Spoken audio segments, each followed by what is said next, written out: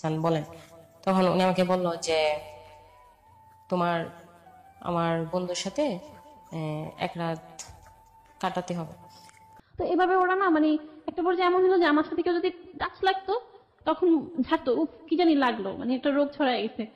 আবার আমি এক সাইডে বসতাম, যে সাইডে বসতাম ওই সাইডে আর কোনো মেয়ে বসতো না। জয়া, আমি যেখানটা ছিলাম, আম্মুকে জানানোর পরে আম্মু তো পুরো থ খেয়ে যায়। বাবা মা দুজনকে যেতে বলা হয়, বাট আমার আম্মু এটা আমার বাবাকে ইনফর্ম করেন। যার সাথে এই ব্যাপারে কথা বলে যে মিডিয়াতে আসতে চাই বা মিডিয়াতে কাজ করতে চাই, সবার মধ্যে এই ডিমান্ডটা থাকে যে তুমি সেক্স করো, তোমাকে একটা ফটোশুট করে দিব, তুমি সেক্স করো, তোমাকে একটা চান্স দিব, তুমি সেক্স করো। ইভেন এমন প্রপোজালও পাইছি যে খুব আমার সঙ্গে আজকে জীবনের গল্প বলার জন্য এমন একজন এসছে যার বয়স সদ্য 18 বছর, যদি ভুল না করে থাকি। বয়স কি 18 বছর? জি, এবং ওর নাম হচ্ছে, নামটা একটু বলেন। আমার নাম জয়া। জয়া, আমি তোমাকে তুমি করেই বলি, কারণ তাহলে আমার জন্য বিষয়টা অনেক বেশি ইজি হবে। And if you feel free, you can call me also তুমি অ্যাজ এ ব্রাদার, ওকে? যেটা তুমি বেটার ফিল করো। তো জয়া এখানে আছে এবং জয়ার যে জীবনের গল্প সেটা এখানে উপস্থাপিত হবে। অনুষ্ঠান শুরু হওয়ার আগে আজকে আমি একটা বিষয় আপনাদের সবাইকে একটু নক করব। 18 বছরের এই যে জয়া, সেই জয়া আমাদের বাংলাদেশের পথে প্রান্তরে অনেক জায়গাতে আছে, অনেক সমাজের বিভিন্ন শ্রেণীতে ওদের অবস্থান। আপনারা বয়সটাকে দেখবেন, জয়াকে একটা ক্যারেক্টার হিসেবে দেখবেন, কিন্তু আঙুলটা কখনোই জয়ার দিকে তুলবেন না। কি তার জীবনের গল্প আমি শুরু করছি, এবং শুরু করার আগে আপনাদেরকে বলছি, জয়ের সঙ্গে কমিউনিকেট করা, জয়ের সঙ্গে নক করা, যে কোনো বিষয় নিয়ে যদি কোনো কোয়ারি থাকে, অনুষ্ঠান নিয়ে কোনো মন্তব্য করা, আপনি চলে আসতে পারেন আমার ফেসবুক পেজে। ফেসবুকের ঠিকানা www.facebook.com/kibria.rj। আমি আবারও বলছি www.facebook.com/kebria.rj। পেজটি আছে আরজে কিবরিয়া নামে, and please like this page. So Joya, আমরা স্টার্ট করতে পারি, রাইট? একেবারে ছোটবেলা থেকে। ওকে, আমার জন্ম আসলে কুমিল্লায়, কিন্তু কুমিল্লাতে আমি বড় হই নাই। আমার বড় দুই ভাই মানে আমার ফ্যামিলি গ্রামেই লিড করতো। জি। তো আমি হওয়ার কিছুদিন পরে আমার আম্মু আমাদেরকে নিয়ে নারায়ণগঞ্জে চলে আসে। বাবা আমাদের সাথে থাকতেন না, উনি বিদেশে ছিলেন। বিয়ে করে উনি চলে গেছিলেন, প্রায় 8 বছর পরে তিনি আবার ব্যাক করেন। মাঝে একবার ছিলেন। কোথায় চলে যান উনি? কোথায় যান? কুয়েত। কুয়েতে চলে যান, মানে ওখানেই থাকতেন উনি, এবং ওখান থেকে পয়সা করি ভরণ পোষণ যেটা হ্যাঁ, সেটা করতেন। ওখান থেকে এসে উনি বিয়ে করেন এবং বিয়ের কিছু মাস পরে চলে যান। আমার বড় ভাইয়া আব্বু আম্মুর বিয়ের প্রায় 5 থেকে 6 বছর পরে জন্মায়। তো এর মধ্যে অনেক কথা আছে যে আমার আম্মুর মানে সেই সময় গ্রামে যেটা হইতো আর কি, যে বাচ্চা কাচ্চা না হইলে অনেক সমস্যা হইতো। তা আমরা এখন যেটা শুনি যে আমার মাও তো তখন বিয়ে হয়েছে হচ্ছে 16 এজ হাইস্ট। সে হচ্ছে 10 ভাই বোনের মধ্যে সবার ছোট বোন। তো মানে দাদু বাড়ির একটা ডিমান্ড ছিল, বিগ ডিমান্ড ছিল যে হয়তো অনেক কিছু পাওয়া যাবে ওর বাড়ি থেকে। তো এরকম একটা ব্যাপারের জন্য বিয়ের দিনই দাদু আর কি সালামটা নেয় নাই আমার আম্মুর। তো তারপরে আর কি আম্মুর একটু ইগোতে লাগে, তো এরপর আর কিছু আনার জন্য যে বলবো সেরকম হয়নি। তো সেদিক থেকে আমার দাদু আর আম্মুর রিলেশনটা মোটামুটি একটু একসাথেই থাকতো, মিলেমিশে থাকলেও ভিতরে ভিতরে একটু তিক্ততা থাকতো যে দেখতে পারতো না। ওকে। তো পরবর্তীতে আমার কাকা যখন বিয়ে করে, কাকি কি বেশি পছন্দ করতেছে, সে কাজ না করলেও করছে, করলেও করছে, আমার আম্মুর প্রতি একটু বেশি ইয়া হতো। আর আমার বাবার মেয়ের শখ ছিল। ওকে। আমার বড় দুই ভাই হওয়ার পরে আমি যখন হব তখন সে সময় তার জানা যেত না ছেলে হবে না মেয়ে হবে। সে সময় আম্মুকে অনেক কষ্ট দেওয়া হয়, মানে এমন হয়েছে যে অনেক মেহমান যেত, আম্মু বাড়ির বড় বউ রান্না বান্না, আমাকে পেটে নিয়ে খুব খারাপ অবস্থা, মানে যত্ন নেওয়ার মতো কেউ ছিল না। উল্টা মেহমান সব প্রেশার মার উপর দিয়ে যেত, এমনকি কেউ সে জিজ্ঞাসা করতো না, শুধু পাশের বাড়ির এই খেলা ওই খেলা। ওনারা হয়তো বললে মাঝে মাঝে অনেকে বিশ্বাসও করতে যেত না। হ্যাঁ, দাদু হয়তো ভালো ছিল, সেও আবার তার শাশুড়ি দ্বারা এরকম একটু ইনস্ট্রিক্ট ছিল, সে আর কি ওইটা আমার মার উপর কিছুটা প্রয়োগ করছে। যাই হোক, আমি যখন হই তা আমার বাবা আসলে অনেক অনেক বেশি খুশি হয়ে যায়, যে কারণে সে একদম বিদেশ ছেড়ে দিয়ে মানে দেশে চলে আসছে। তো সে আর আম্মুকে এটা জানায় নাই যে সে আর যাবে না। আচ্ছা। সে বলছে যে সে ছুটিতে আসছে, মেয়ে হয়েছে, খুশিতে আসছে, এরকম একটা ব্যাপার, সে আর বিদেশ যাবে না, এটা আর জানায় নাই। 3 মাস পরে যখন সে ভিসা টিসা দিবে তখন বোঝা যায় আর কি। তো ততদিনে আমরা হচ্ছে নারায়ণগঞ্জ চলে আসছি। বলে রাখি আমার কিন্তু দাদার হচ্ছে 2টো বিয়ে হয়েছে। ওকে। প্রথম বিয়েতে সেই ঘরে হচ্ছে 5 ফুপি, আর তারপর যে আমার দাদু এখন তারও আগে একটা বিয়ে হয়েছে, সে ঘরে তার একটা মেয়ে আছে, আর আমার বাবারা 3 জন। তো আসলে যত আপনি হোক মানে ফুপিদের একটা অন্যরকম ব্যাপার কাজ করতো। তারপর নারায়ণগঞ্জে আমার অন্য একটা ফুপি, ওনার সাথে আমরা উঠি আর কি, ভাইয়াদের পড়াশোনা ইটিসি চিন্তা করে। ওগুলো আমার কাছে শোনা যে আমি খুব চঞ্চল ছিলাম, কি বলে হাঁটু গেড়ে গেড়ে ছাদে উঠে যেতাম, এরকম অনেক স্মৃতি ছিল সেখানে। তো আমার ফুপির সাথেও মানে আমার আম্মুর হচ্ছিল না, তারা হচ্ছে খুব দোষ ধরে, আমার ভাইয়াদেরকে খুব মারা হইতো। আমার ফুপাতো ভাইয়েরা শাসন করতে গিয়ে এমন হয়েছে যে হাত পা বেঁধে পিটাচ্ছে, কিন্তু আমার আম্মুর কিছু বলার জায়গা থাকতো না কেন, যদি একটু ডাক দিত তাহলে দোষে যেত আমার আম্মুর, যে ছেলে মেয়ে খারাপ করতেছে, তোর বউ বাচ্চা পালতে পারবে না, পড়াশোনা করাইতে আনতো, ফ্যান ত্যান ফ্যান। তো এগুলা নিয়ে অনেক কিছু হয়। তো একটা সময় বাবা যখন আর না যায়, আমাদেরকে নিয়ে ঢাকায় চলে আসে। টোটালি ঢাকার একটা খুব পরিচিত জায়গা, নাম বলবো না, জনবহুল জায়গা, সেখান থেকে আমার বাবা একটা কাপড়ের দোকান নেয়। মানে পুরো ফ্যামিলি ঢাকায় শিফট করলে তখন? হ্যাঁ, আমরা তখন ফুল ফ্যামিলি। তখন তুমি অনেক ছোট, শোনা কথা। হ্যাঁ, আগে যেগুলো বললাম এগুলো শোনা কথা। আর নারায়ণগঞ্জ পর্যন্ত আমার কিছু মনে নেই। তারপর আমরা যখন ঢাকায় শিফট করলাম, কিছুটা মনে পড়ে যায় আর কি, যে আমরা নিচতলার একটা বাসায় থাকতাম, সামনে মোটামুটি খোলামেলা, আর হচ্ছে আমার আব্বু কাপড়ের দোকান দিত। তবে আমার আব্বু পড়াশোনার ব্যাপারে খুব বেশি সিরিয়াসনেস ছিল, যে ভাইয়াদেরকে পড়াবে, খুব ভালো পড়াবে, এরকম একটা চিন্তা করে আসছে। বাট বোঝার চেষ্টা করতো না যে অন্যদের টিচার কিরকম হচ্ছে। দেখা যাচ্ছে যে তার এক চাচাতো বোন, তার ঘরের ছেলে আমাদের সাথে থাকবে, আচ্ছা ঠিক আছে ওর কাছেই পড়ো, এরকম একটা ব্যাপার। তো আম্মু কিছু বলতো না, কারণ আম্মু হচ্ছে টোটালি সহজ সরল একটা মানুষ, বাবা যেটা বলে ওইটাই।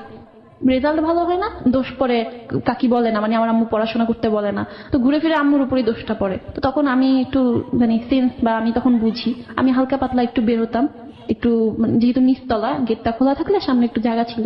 তো তখন দেখলাম যে একদিন এমন একটা পর্যায়ে যে আমার ছোট ভাইকে ও গলা টিপ দিয়ে ধরছে পর্যন্ত। ইস্যুটা এরকম ছিল, একটা খাতা পড়ে গেছে, এটা বড় ভাই কেন উঠায় দিবে, ছোট ভাইয়ের হাত থেকে পড়ছে সেই উঠাবে। নর্মাল একটা বিষয় নিয়ে খুব চেতাচেতি। আম্মু কিচ্ছু বলতেছে না, আম্মু শুধু কান্না করতেছে, আমি দেখে কান্না করতেছি। তো ওইটা ছিল আমার চোখে দেখা, আগে যেগুলো শুনছি ওগুলা জানি না। তো দোষ অলওয়েজ আমার মারই হইতো, যে আম্মু সংসার মেনটেন করতে পারে না, ইটিসি। তারপর সেখানে তাও আমার শ্বশুরটা ভালোই ছিল মোটামুটি, আমার ছোট ভাইয়ার সাথে আমার একটু ভালো সম্পর্ক ছিল, আমার খালার বাসা ছিল, খালার বাসা আর বড় পুপির বাসা এদিকেই বেশি বেড়ানো হতো। একটা স্কুলে ভর্তি হই, বাট 1 মাস ক্লাস করার পরে, মানে আমার ব্যাপারে আমার বাবা অতটা ইয়া ছিল না, যে এখনকার সময় 4-5 বছরে ভর্তি করাইতে হয়। আমার মাই আমাকে ভর্তি করায়, পরে পড়াশোনাটা আবার গ্যাপ পড়ে যায়, আমরা বাসা পাল্টে মালিবাগের একটা জায়গায় বাসা নিই। তো সেখানে আর পড়াশোনা হয় না, সারাদিন হচ্ছে ট্যাপ রেকর্ডার ছিল তখন, শাহরুখ খানের আগে যে হিন্দি গানগুলো, এগুলো ঘুরে ঘুরে বাজাইতাম। মানে তেমন খেলাধুলা মজা তেমন কিছুই ছিল না। তো দারোয়ানের মেয়ে ছিল, ওর নাম ছিল সাথী, তো ওর সাথে মিশলেও আমার বাবা অত একটা পছন্দ করতো না। তো হয়তো কি ওর সাথেও আমার কথাবার্তা বা মিলমিশটা অফ হয়ে যায়। এরপরে মানে পুরোপুরি একা একা এক ধরনের একটা জগৎ। ওকে, আমি মানে আম্মুই ছিল মোটামুটি সবকিছু আমার, আম্মুই দুনিয়া। হ্যাঁ, ভাইয়ারাও স্কুল ছিল, ওরা আসলেও ওরা হচ্ছে ক্রিকেট খেলতে যেত, অত একটা মানে কথাবার্তা খেলাধুলা হতো না। আমি আবার স্কুলে ভর্তি করাই আম্মু, এটা বোধ হয় 2006-এ। তো আমি স্কুলটার নাম বলতে পারি, প্রতিভা একাডেমি। প্রতিভা একাডেমি, ওকে। ওই স্কুলটাতে আমাকে ভর্তি করায় মালিবাগে। সেখানে মাশাল্লাহ যখন মানে হয়তো পড়িনি, তারপরও আমি ঠিক ক্লাসই ধরতে পারি, প্লে বাদ দিয়ে আমাকে একটা ক্লাসে দিয়ে দেওয়া হয়। সেখানে আমার কিছু ফ্রেন্ড হয়, আম্মু নিয়ে যেত, নিয়ে আসতো। আমার বাসায় কিন্তু এর আগে ডিসেল লাইন ছিল না, তো সেখানে আমি খুব আফসোস করতাম যে আমার বাসায় কেন ডিসেল লাইন নেই, অন্যান্য সব বাচ্চাদের থাকে। তো আমার আব্বুর কথা ছিল যে ছেলেদের পড়ালেখা হবে না, মেয়ের পড়ালেখা হবে না। তো তখন আমরা যে বাসাটায় ছিলাম, বড় ভাই ও তার কিভাবে যেন টিভির সাথে কানেকশন দিয়ে বারান্দায় নিয়ে ফেললে চলে আসতো। তো সেই সময়টার আগে আমার নাচ গানের প্রতি ঝোঁক ছিল, বাট অত হাইলি না। মানে যখন ওই ডিসেল লাইনটা আসে, তো তখন আমি কার্টুনের পাশাপাশি আমার নাচ গান এগুলোর প্রতি একটা আলাদা অ্যাট্রাকশন চলে আসে। দেখা যেত যে ভাইয়েরা বাসায় নেই, আম্মু রান্নাঘরে, তো আমার খাট, বক্স খাটের মাঝ বরাবর অপর প্রান্তের দেয়ালে ছিল হচ্ছে আয়না। তো আমি তখন বাচ্চা ছিলাম, গান চেঞ্জ হতো আমি নাচতাম, ইভেন আমি কখনো নাচও শিখি নাই। সো ওই 1 বছর ওইটাই হচ্ছে আমার নাচ, নিজে নিজে করতাম, গান নিজে নিজে করতাম। এমন করতে করতে এমন একটা সময় চলে আসলো যে আমি কার্টুন কম, ম্যাচুয়ার যে জিনিসগুলা, মানুষের গান শোনা বা বিভিন্ন রোমান্টিক যে, মানে যে বয়সটাতে আসলে তোমার ওগুলো দেখার কথা না, তুমি ম্যাচিউর যে জিনিসগুলো সেগুলো দেখছো শুধুমাত্র নাচের কারণে। হ্যাঁ, আমার দেখা গেছে যে আমার কার্টুনের চাইতে আমার গান শুনতে বেশি ভালো লাগতেছে। হিন্দি যে গানগুলো, ওদের ড্রেস আপ, ওদের কিন্তু 1-2 এর একটা বাচ্চার কিন্তু কার্টুন বেশি ভালো লাগার কথা যেখানে, বাট আমি এগুলাই দেখতাম। তো একটা পর্যায়ে আমি স্কুলে একটা পিকনিক ছিল, সেখানে নাচ দিই। তারপর আমার ফুপিরা ওরাও তো সাপোর্ট করতো না, বাট ফ্যামিলি একটা প্রোগ্রাম হয়েছিল যে লাইক বার্থডে অর সামথিং আমার একটা আপির বাসায়। সেখানে আপুরা, আমার ফুফাতো বোনরা অনেক বলার পরে আমি না সবার সামনে নাচি এবং খুব ভালো নাচি। তারপর থেকে আমার ভিতরে মানে কেমন জানি একটা ইন্সপিরেশন চলে আসে। হঠাৎ না আমি নিজের মুদ্রা দেখে নিজেই অবাক হতাম না আমি নাচটা করছি। ভাইয়াদের সাথে তখন থেকে একটু ঝগড়াঝাটিটা শুরু হয়, মেইনলি ছিল টিভির রিমোট। কেন জানি তখন থেকে ভাইয়াদের সাথে ঝগড়াঝাটিটা শুরু হতে থাকে, বেশি করে মিলতো না, কারণ ওরা হচ্ছে একজন 6-7-এ পড়তেছে, আমি তখনও 1-2-3 এরকম একটা ইয়াতে। যাই হোক, পাশের ঘরে একটা আপু ছিল, জলি আপু, তার সাথে টাইম কাটাতাম, মানে ভাইয়াদের সাথে মিলতো না কিন্তু আপির সাথে মিলতো। ওকে। তো আরেকটা ব্যাপার ছিল যে আমি খুব কান্না করতাম, আম্মা আমার একটা বোন হয় না কেন। কারণ ভাইয়ারা বাইরে গিয়ে খেলে, আমার একটা বোন থাকলে আমি বাসার ভিতরে খেলতে পারতাম। বোনটারে নিয়ে খেলতে পারতাম। তো তারপরে সেখান থেকে আমাদের বাসা চেঞ্জ হয়, বাড্ডাতে আমাদের বাসা শিফট করা হয়। সেই সময়টা আমি খুব ভালো একটা টাইম স্পেন্ড করছি। আমি সিরাজ মিয়াতে যখন পড়তাম, তারপর অন্য একটা স্কুলেও ভর্তি হই। সেই সময়টায় হয় কি, আমার যে ক্লাসমেট সে নিচ তলায় থাকতো আর আমি 3 তলায়। হয় না যে ছোটবেলা থেকে একটা এরিয়াতে থাকলে একটা ভালো চেনা পরিচয় হয়ে যায়, বের হওয়া যায়, সেটা হয়। ওই মেয়েটার সাথে আম্মুকে বলে 2 দিন নিচে খেলা করি, তারপর এই রোড থেকে ওই রোডে হাঁটতে যাই, তারপর ভাইয়ারাও থাকতো, খেলার মাঠ বড়। তো মোটামুটি ভালো একটা টাইম স্পেন্ড করি আমি, মানে যখন আমি 3-তে পড়ি। আর ওই সময় আমার ভিতর যেহেতু বাবার কাপড়ের দোকান ছিল, তারপর অবশ্য চেঞ্জ করে কয়েকটা বিজনেস, মুদি দোকান, কসমেটিক আসছে, তো তখন আমার ড্রেস আপ শপিং এর প্রতি অন্যরকম একটা ঝোঁক ছিল। মানে মোটামুটি ওই ক্লাসটা আমার জন্য ভালোই ছিল। তো আমার চেঞ্জ করে অন্য একটা এরিয়াতে যাই, মানে চেঞ্জের উপরেই এক কথায়, মানে কোনো একটা জায়গায় যে আমার অনেকগুলো ভালো ফ্রেন্ড হবে সেটা আর হইতেছিল না। তখন বনশ্রীর একটা মোটামুটি ভালো স্কুল ভর্তি হই। সেখানে বাচ্চাদের প্রতিভা বিকাশের জন্য অনেকগুলো সুযোগ আছে। যে তুমি নাচ শিখোনি, আচ্ছা ঠিক আছে, তোমার নাচটা দেখে আমরা তোমাকে নাচতে দিব, বা গান শিখোনি, হারমোনিয়াম পারো না, দলীয় গানে তোমাকে চান্স করে দিব। তো আমার এই জিনিসগুলোর প্রতি অনেক বেশি আকর্ষণ ছিল, যদিও তখন আমার ডিসিপ্লিন ছিল না, কজ আমার মধ্যে হিন্দিতে কথা বলার একটা প্রবণতা ছিল, এজন্য ওটা কেটে দেওয়া হয়। তো আমি প্রথম কি আমার খুব ভালো লাগে স্কুলটা, আমার কিছু নতুন ফ্রেন্ড হয়। তো সেখানে দেখতাম যে একটা গ্রুপ ছিল, একটা লম্বা মেয়ে নাম আনিশা, 2টা মেয়ে প্রায় সেম ক্যাটাগরি, বাট একটা খুব সুন্দরী লাবণ্য, আর একটা অত সুন্দর না বাট বন্যা। ওকে। তো ওদের একটা টিম করে ওরা বসে। তো প্রথম ওদের সাথে রিলেশনটা ভালোই ছিল, বাট একটা পর্যায়ে গিয়ে দেখা যায় ওরা কিন্তু এক একজন এক একটা জিনিসে এক্সপার্ট। একজন হচ্ছে নাচ শিখতেছে, আর লাবণ্য প্রচন্ড সুন্দর গান গায়, আনিশা হচ্ছে ছোটবেলা থেকে মডেলিং এ, ওকে। মানে ওরা হচ্ছে 1-2 থেকে একসাথে বড় হচ্ছে। হঠাৎ করে গিয়ে যখন আমি ওদের সামনে একটা ভালো নাচ পারফর্ম করতেছি বা গানে যখন হঠাৎ করে চান্স করে নিচ্ছি, শুরুতে যেমন রিলেশনটা গ্রো আপ করছিল, হঠাৎ করে না রিলেশনটা একটু মানে কেমন জানি হয়ে যায়। মানে ওরা, জেলাসি থেকে হ্যাঁ, হিংসা করতো। মানে ওরা মনে হচ্ছে কি আমার একটু বিপরীতে চলে যায়। আর আমার প্রত্যেকটা মেয়ের নাম মনে আছে, কারণ ওই ক্লাসটা আমি কখনো ভুলবো না। ক্লাস 4-এ থাকা অবস্থায় এরকম সিচুয়েশন ফেস করছি। কতগুলো ভালো মেয়েও ছিল, বাট খারাপ মেয়েগুলোর চাপে ওরা দমন হয়ে যেত। ক্লাস 4-এও রাজনীতি হয়, এটা আসলে বলার। তো সেই সময়টা হচ্ছে আমার ফিজিক্যাল খুব বড় একটা চেঞ্জেস আসে। লাইক আমার মেয়েদের যে মিনস্ট্রেশন সামথিং, আমি একদিন অ্যাক্টিং প্র্যাকটিস করতেছিলাম, তো তখনও আমার 2 মাস চলে গেছে, স্কুল যে ড্রেসটা ওটা বানানো হয় নাই। তো পরে কোন ক্লাসে পড়ো তখন তুমি? 4-এ। ক্লাস 4-এ, ওকে। তো আমি হচ্ছে একটা হাতা কাটা হোয়াইট কালার ফ্রক আর জগিং করে যে ওই টাইপের একটা, মানে মোটামুটি শক্ত, মানে সুতি না, ওই টাইপের একটা টাইট কাপড় টাইপের একটা পায়জামা পরা ছিলাম। তো আমি একটা পর্যায়ে বসতে গিয়ে, বসার একটা সিনে রানে টান লাগে, আমি কি হইতেছে, বসতে পারতেছি না, আচ্ছা ঠিক আছে ওয়াশরুমে যাই। তো ওয়াশরুমে গিয়ে যখন আমি দেখি যে ব্লাড হচ্ছে আমার রানে শুকায়া গেছে, এরকম একটা সিচুয়েশন, লিটল বিট ভয় পেয়ে গেছি যে এটা কি হইতেছে। তারপর পরিষ্কার করে এসে আমি আমার নাচ গান এগুলাতে মনোযোগ দিই। ও এর মধ্যে আরেকটা জিনিস আমি মিস করে তার আগে গেছি। থেকে তুমি জানতেই না বিষয়টা কি? না না, এর আগে আমি এখানে একটা বিষয় একটু জানতাম ওকে না। থামাচ্ছি প্রিয় শ্রোতা। আমি সেদিন বিটিভিতে একটা অনুষ্ঠান দেখলাম যে মেয়েদের এই পার্টিকুলার এই বিষয়টা নিয়ে, সেখানে খুব সুন্দর করে, আমি ঠিক জানি না এটা কোন একটা এনজিও থেকে বোধহয় প্রোগ্রামটা করা হচ্ছে, অ্যাক্সেস টু ইনফরমেশন, সম্ভবত A2I গভর্নমেন্টের যে প্রজেক্টটা আছে সেটার সহযোগিতায়। এত ভালো লেগেছে অনুষ্ঠানটা দেখে।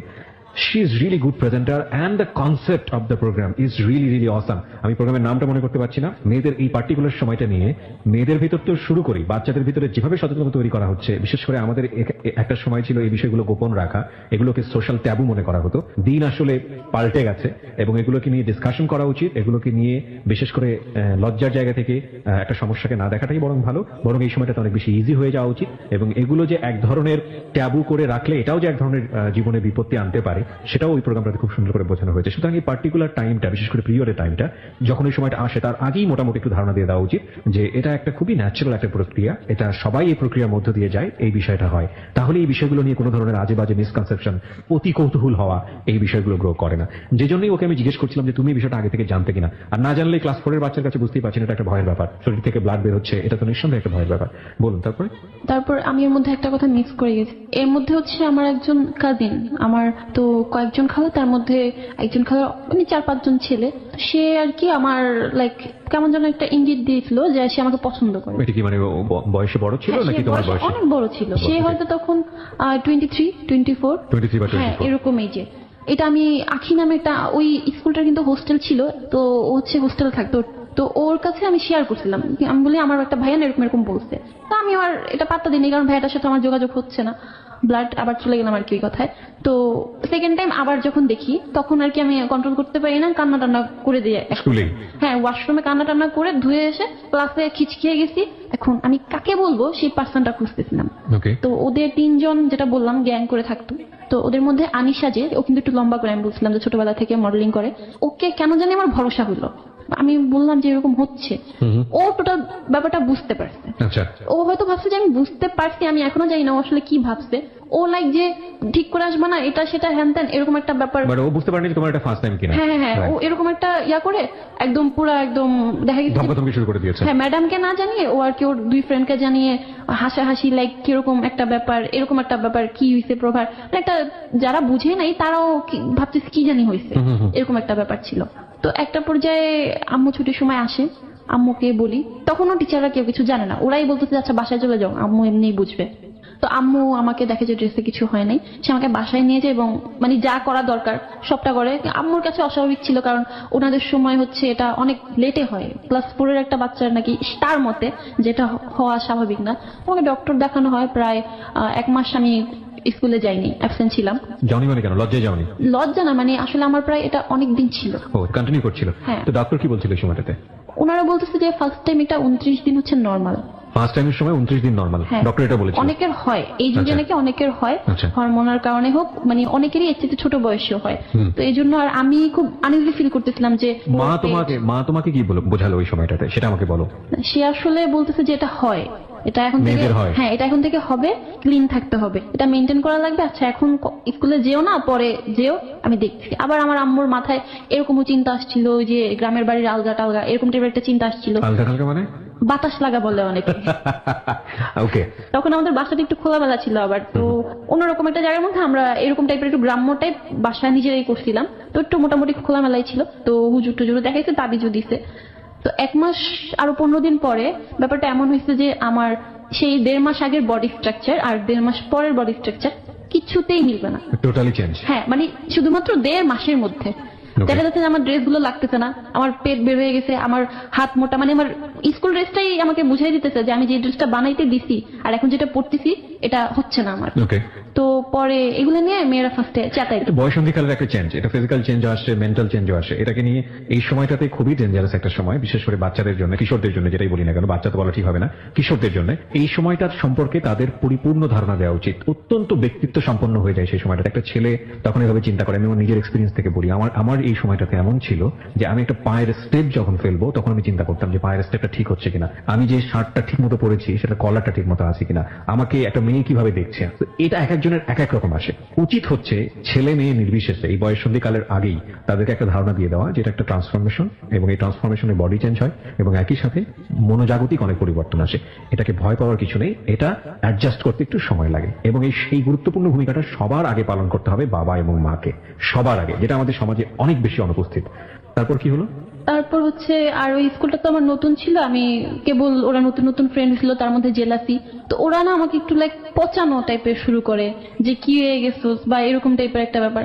বিশেষ করে লাবণ্য বন্যা যারা, ওরা আমার বলতেছে যে কে প্রেগনেন্ট নাকি, মাসিকের স্বাস্থ্য তো ভালোই হয়েছে, মানে কথাগুলো এরকম ছিল। বাট স্টিল তখন আমি বুঝতাম না যে এটার নাম মাসিক। ওকে। বাট আই গেস ওদের হয়েছিল কিনা আমি জানি না, বাট দে আর এক্সপিরিয়েন্স, জানতো তারা, আমি জানতাম না। তখন আমার ভাইয়ারা হচ্ছে একজন 8-এ একজন 9-এ। সেই সময়টা হচ্ছে আমার বাসা বলছিলাম যে খোলামেলা, তো আমি কবুতর পুষতাম। যেহেতু আমার টিভিতে ডিশ ছিল না, আমার স্কুল ছুটি হতো 11টা-12টার দিকে, আমি সারাটা দিন কি করবো, আমি কার কাছে পড়তামও না, বাসায় পড়াশোনা করতাম। ওই নাচানাচি, ওই রেডিওতে গান কোথায় পাবো, তখন ওইরকমও ছিল না যে সিডি প্লেয়ার বা কম্পিউটারও তখন আমাদের বাসায় আসে নাই। তো ওই রেডিওটাই শুনতাম। টাইমগুলো কিভাবে স্পেন্ড করতাম, কবুতরকে গোসল করাবো, আয়নার সামনে নাচবো, রেডিও শুনবো, এটাই ছিল আমার ডে। এর মধ্যে আমার আম্মুর ফোন, বাসায় নতুন ফোন আনে আব্বুরটা আগে থেকে ছিল। সেখানে আমার একজন কাজিন, আমি বলছিলাম যে বয়সে বড়, আগে বলছিল, তখন বোধহয় বৈশাখ, সে তার আগে একদিন ফোন দেয়। ফোন দেওয়ার পরে নর্মালি তার সাথে আমার কথা হয়, হ্যাঁ ভাই ভালো আছি, এই সেই। আমি পুরো উঠান বাড়ি ঘর হেঁটে হেঁটে কথা বলি না, নাথিং, ভয় পাওয়ার মতো কি হয়েছে, ভাইয়াই তো ফোন দিচ্ছে। তো এরকম 2-3 দিন ফোন দেয়, দেখি বিকালে ফ্রি থাকো, হ্যাঁ ভাইয়া কেউ থাকে না, এসে আচ্ছা আমাকে ফোন দিস। এরকম 2-3 দিন কথা হওয়ার পরে যখন বৈশাখীতে সে আমাদের বাসায় আসে, তো আমার 2 ভাইয়াও ছিল, তো আম্মুও ছিল। তো সে অঙ্ক করাবে সামথিং, তো করাইতে গিয়ে হঠাৎ করে তার বড় ভাইদের নাম লিখতেছে, পাশে প্লাস দিয়ে ভাবিদের নাম লিখতেছে। তো হঠাৎ করে মানে তার নামের পাশে এসে প্লাস দিয়ে জয়া লিখলো। প্রিয় শ্রোতা, আমরা এই জায়গাটায় ছোট্ট একটা বিরতি নিতে চাই। তো জয়া নাম যোগ করলো, তখন তুমি কোন ক্লাসে? তখন আমি ক্লাস 4। Class ওই 4 -এ? ঘটনাগুলোর পরেই। ওকে, তারপর? তো এভাবে চোখ দেওয়ার পর আমি তার দিকে একটু তাকাই, তো সে লাইক একটা কিরকম যেন হাসি দিয়ে পেটটা ছিঁড়ে মুড়ে ফেলাই দিছে। তো তারপর আমি লাইক কি হইলো বুঝলাম না কিছু। তো আমি চটপটি ফুচকা এগুলো খুব পছন্দ করি, বাইরে গিয়ে ভাইয়াদের সহ মানে হিউজ লেভেলে নিয়ে আসছে। তাই বলতেছে তো যত খুশি খা। এন্ড আমিও তখন হচ্ছে কেমন জানি ফিল করতেছি যে লাইক কি যেন বলবে, মানে কেমন জানি একটা আভা দিচ্ছে সামথিং। তো পরের দিন হচ্ছে বৈশাখীর পরের দিন ছিল, তো আমি স্কুলে যাব না। তখনও আমার আম্মু কিন্তু নিয়ে দিয়ে আসতো সব সময়। তো সে একটা চান্স পেয়েছে, যেহেতু ভাইয়ারা দুজনেই স্কুলে গেছে। তো আমার রুম তখন সেপারেট ছিল, মানে আমি আলাদা থাকার চেষ্টা করতাম। রাতে থাকতে না পারলেও আমি মানে দিনে ওইখানেই থাকতাম, টাইম স্পেন্ড করতাম। তো বলতেছে যে ওকে একটু অঙ্ক করা, আমি ম্যাথে খুব কাঁচা। তো আম্মু তো রান্নাঘরে, সে আমাকে অঙ্ক করাইতে আসছে। এন্ড তার ইয়াটা এরকম ছিল যে আমার ডায়েরি বের করে জাতীয় সঙ্গীত ছিল আমার সোনার বাংলা, আমি তোমায় ভালোবাসি যে লাইনটা, তো সে আমাকে সেকেন্ড লাইনে দুটো টিক দিয়ে বলতেছে কি লেখা পড়। আমি বলতেছি আমি তোমায় ভালোবাসি। বলে হ্যাঁ এটাই। ওই কি এটা তো জাতীয় সঙ্গীত আমি জানি। বলে হ্যাঁ আমি তোমায় ভালোবাসি। আমি বলতেছি কি এগুলা। তো পরে সে আমাকে বলতেছে লাইক যে তোকে অনেক পছন্দ করে ফেলছি, লাভ করে ফেলছি, ভালোবেসে ফেলছি, ইটিসি ইটিসি। তখন আমি বলতেছি কি বলেন ভাইয়া, যতই যাই হোক অন্তত নাটক তো দেখতাম, অ্যাটলিস্ট এটা বুঝতাম যে প্রেম বলতে কিছু একটা আছে। তো তখন বলতাম যে না ভাইয়া আমার আব্বু তো অনেক রাগী, আমি আমার আব্বুকে প্রচন্ড ভয় পেতাম। বলতেছি না ভাইয়া এগুলা কি বলেন, সিসি আমি ছোট, হবে না এসি। পরে এসে একদম মন টন খারাপ করে গিয়ে ভাইয়াদের রুমে শুয়ে আছে। পরে চলে গেছে, চলে যাওয়ার পর আবার বিকালবেলা সেদিন আর ফোন দেয় না। তো ফোন না দেওয়াতে আমার হয়েছে কি, আমি আমার মতো প্রত্যেক দিনের মতো সেই মানে স্কুল থেকে এসে খেলাম, কবুতরদের খাওয়ালাম, আমি রেডিও শুনতেছি, আয়নার সামনে নাচতেছি। তারপর আম্মুর ফোন গুতাগুতি করতে করতে আমার না একটা মিসিং ফিল চলে আসছে, যে 3 দিন 4 দিন ভাইয়া ফোন দিল, আজকে ফোন দিতেছে না। আমি নিজে থেকেই মিস কল দিই। তো সে ব্যাক করে, তো আবার কথা বলে যে কেমন আছেন। তখন সে আমাকে বাঁকায় বসে যে দেখছিস তোর আমার প্রতি ফিলিংস আছে, কি আমার পড়াতো তোমাকে? না পড়াতো না, একদিন আসছিল বেড়াতে। ওই বেড়াতে এসে ওকে ওকে। সেদিন আবার এরকম আর কি বলতেছে যে দেখছিস তুইও আমাকে মিস করস, এটার অন্য একটা নাম আছে, it's call love, etc etc. আমি বলছি না ভাই এগুলো তো হবে না। 9 বছরের বাচ্চার সাথে 23 বছরের যুবকের দেখুন কি অবস্থা। এবং অফ এয়ারে যখন আমি ছিলাম তখনও আমাকে বলছিল ভাই আমি একটা গল্প বলতে ভুলে গিয়েছি, কি ক্লাস 1-এ থাকতে আমি প্রস্তাব পেয়েছিলাম। So this is the reality of society. কিছুদিন আগে যখন আমরা এরকম একটা ঘটনা শুনি যে 3 বছরের বাচ্চা সে রেপড হয়েছে একটা মানে পরিপূর্ণ বয়স্ক একটা মানুষের দ্বারা, কি পরিমাণ মানসিক বিকলাঙ্গ হলে একটা মানুষের দ্বারা এটা সম্ভব। যাই হোক, সুতরাং তার তুলনায় এই গল্প কিছুই না আসলে। যাই হোক, বলুন তারপর কি হলো?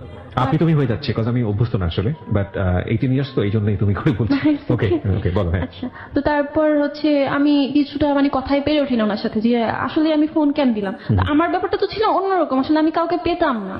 তো আমি তার সাথে কয়েকদিন কথা বলে আমার একটু মানে এই টাইমটা মনে হচ্ছিল যে আমি তাকে ফোন দিই। তো তখন একটা পর্যায়ে সে আমাকে এতটা ইমোশনালি ইনসিস্ট করে যে আচ্ছা তাহলে একটা কাজ কর, তুই তো তোর আব্বু আমার ভয় পাস। হ্যাঁ, কখনো প্রেম করবি না। আমি বলি না, তাহলে তুই আমাকে প্রত্যেকদিন 5টা করে মিস কল দিবি। আমি তোর অনেক মিস করি, তোর এক একটা মিস কল আমার হ্যান আমার ট্যান অনেক বেশি মিস করবো। তখন আমার কাছে ব্যাপারটা ছিল, আমার কোনো ফিল ছিল না এক্স্যাক্টলি লাভ বা সামথিং ছিল না, বাট আমার মনে হচ্ছিল যে আমি এই ব্যাপারগুলো তো দেখি, নাটকে ফিল্মে এই ব্যাপারগুলো দেখি। তো সেদিন কথা শেষ, তো স্কুলেও যাচ্ছি, সাথে সাথে ফ্রেন্ডের ওই ইয়াগুলো আছে।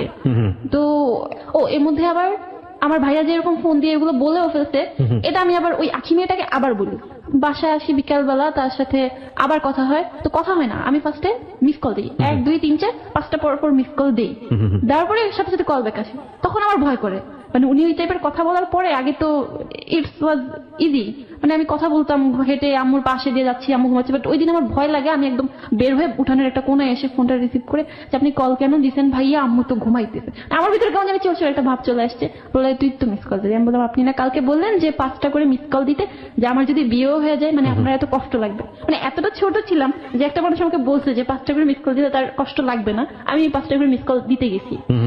তো তারপর আবার কথা হয়, বলেছে না এইভাবে না, তো তুই সকালে একটা মিস কল দিবি, দুপুরে একটা মিস কল দিবি, বিকালে, সন্ধ্যা, রাতে, মানে এইভাবে আমি যে তোর মনে করি তুই আমার মনে করস, এটা জানলে আমার খুব ভালো লাগবে, আমি খুব শান্তিতে থাকবো। তো এরকম একটা ব্যাপার থেকে আমি মিস কল দিই না, কয়েকদিন অফ করে দিই। তো তার মধ্যে আমার ওই পাখি মেয়েটাকে এটা বলি যে এরকম ভাইয়াটা বলতেছে, আমি কি করবো, মানে আমি ওকে জিজ্ঞেস করি, বলছে এটা আমি কি জানি। এরপরে না ওর সাথে আমার দূরত্ব বাড়ে, আর ওদের মানে ওই যে লেডি গ্যাং 3 জন, ওদের ক্লোজনেস বাড়তে থাকে সেই ক্লাস 4-এই। মানে ওদের ক্লোজনেস বাড়তে থাকে কার সঙ্গে? ওই ছেলেটার সঙ্গে? না না না না, তাহলে যে মেয়েটার কাছে আমি এই কথাগুলো বলতাম আসি, Okay, okay. যে হচ্ছে ওই স্কুলেরই হোস্টেলে থাকতো। তারপর আর কি, তো ওদের মধ্যে বেশি ইয়া হওয়ার পরে এরকম একটা কথা বের করে দেয় ক্লাসে যে মানে জয়া তো প্রেম করতেছে, জয়ার শরীরে এরকম বেড়ে গেছে, মানে আনিশা লাবণ্য ওরা আরেকটু কিছু বাড়ায় দেয় যে Okay, ওর কি কি okay. যেন হচ্ছে। তা আমি তো প্রেম ক্লাস 4 এর বাচ্চারা এইসব কথা বলতে পারে? এটা it happen in your life? হ্যাঁ, সামনে আসতেছি আরো অনেক কিছু আছে। এটা তো হচ্ছে বছরের শুরুতে 3-4 মাস গেল Okay. এই স্কুলটাতে। তখন আর কি আমি না ভাইয়ের সাথে কথা বলা রেগুলার করে দিই। যখন দেখতেছি যে আমি তাকে ফোন দিচ্ছি, ওই সময়টা আমার কাটতেছে না, তখন তার সাথে আমার রেগুলার কথা হয়। তো এরকম করতে করতে একটা সময় এরকম হয়ে যায় যে স্কুলে টোটালি ছড়া পড়ছে যে মেনস্ট্রুয়েশন হয়। তো এটা অনেক এমনও মেয়ের আছে যারা এই জিনিসটা বুঝেই না। আবার ওই লেডি গ্যাংটা এরকম যে ওরা সবকিছু বুঝে। আবার 2-1 জন আমার মতো আছে যাদের কেবল ফার্স্ট স্টেজ। তো কিন্তু ফার্স্ট স্টেজ হইলেও ওরা একটু মানে অন্যরকম ভালো মেন্টালিটির, ওরা মানে ঝামেলা জড়াইতে চায় না। যাই হোক হোক, ওদের সাথে ঝামেলা জড়াইতে চায় না। তো একটা পর্যায়ে এরকম হয় যে জয়া তো মানে প্রেগনেন্ট। ওহো, সেট মানে মানে আমি কথা বলতেছি, এটা আবার আমি আঁকিকে বলি, তো জয়া প্রেগনেন্ট দেখো, নাইলে চিকন ছিল যে 3-4 মাসে লুকে ঠার। ব্যাপারটা এরকম ছিল যে হাইটে আমি ওদের চেয়ে কম ছিলাম।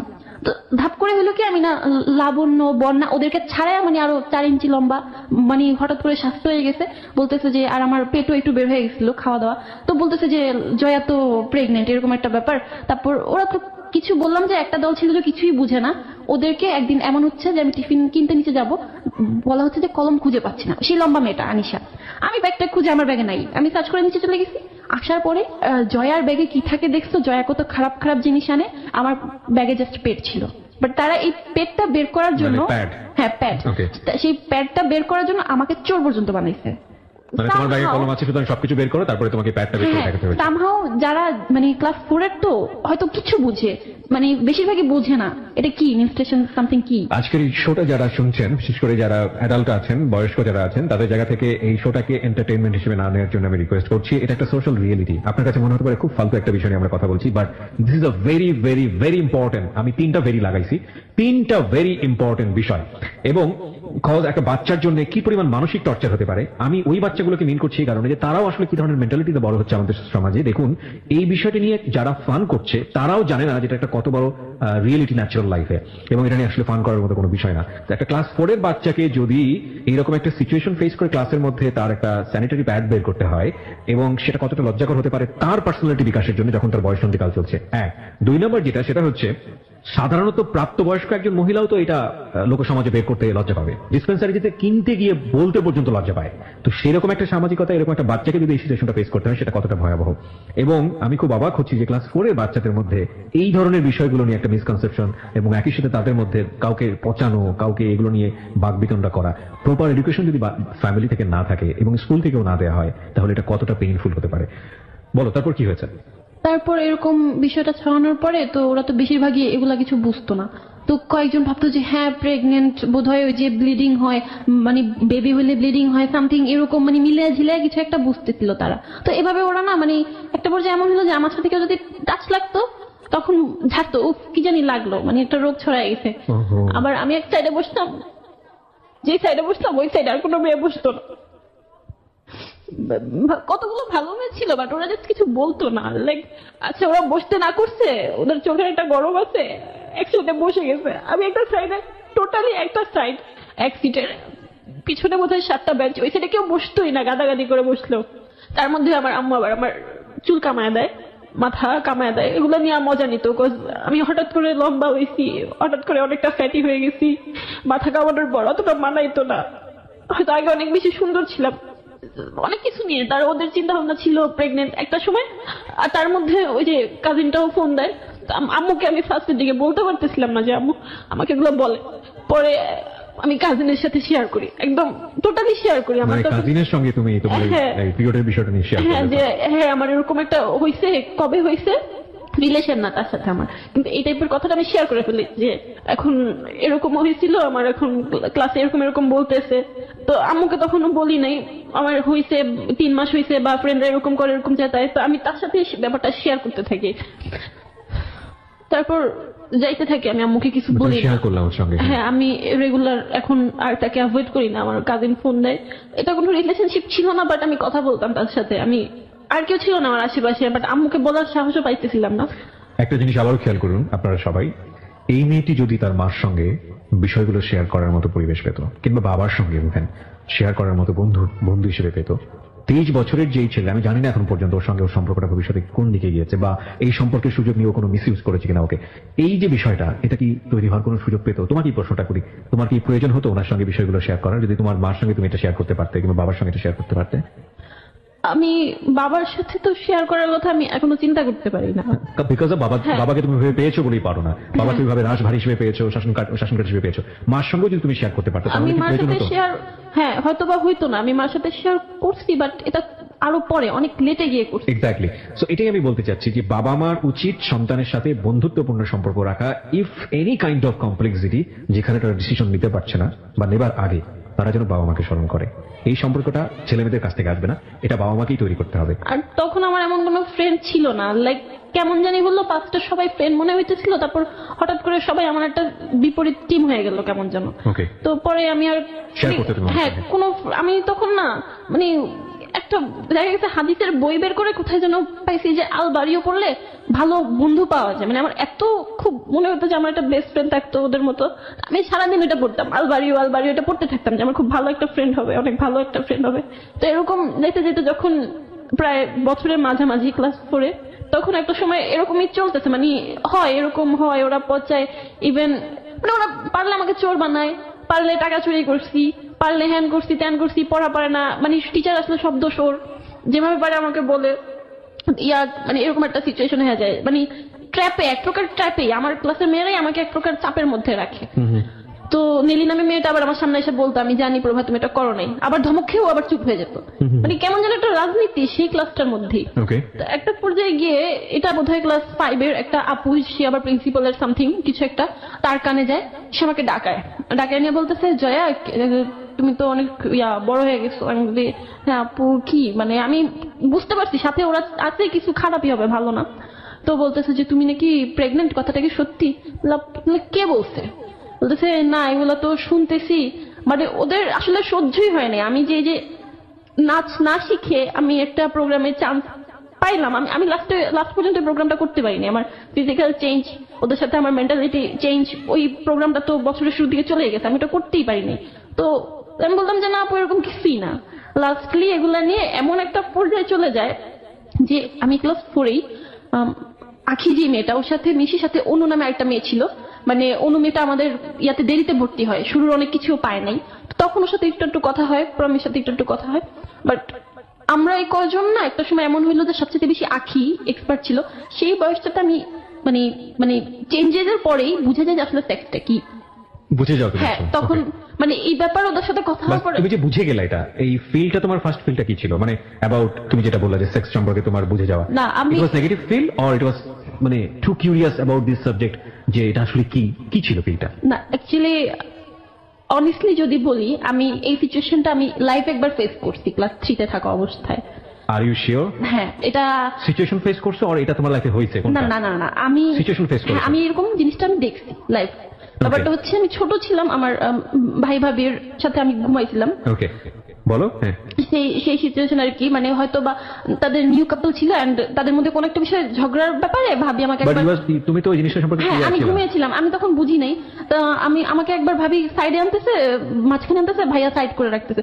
আমি তো তখন 3-তে পড়ি, মানে 4-এ ওঠার আগে। আমি তখন একবার মানে আদৌ ঘুম আদৌ ইয়াতে আমি ব্যাপারটা একবার আমার সামনে হইছে, তারপর আমার মাথায় ভাবে ক্যাচ করে নাই যে কি গেল বা কি হলো। ক্লাস 4-এ এটা আইডিয়াটা পেলা, সো তোমার এটা সম্পর্কে কি আইডিয়া ছিল? ইট ওয়াজ ব্যাড অথবা তুমি খুব কিউরিয়াস?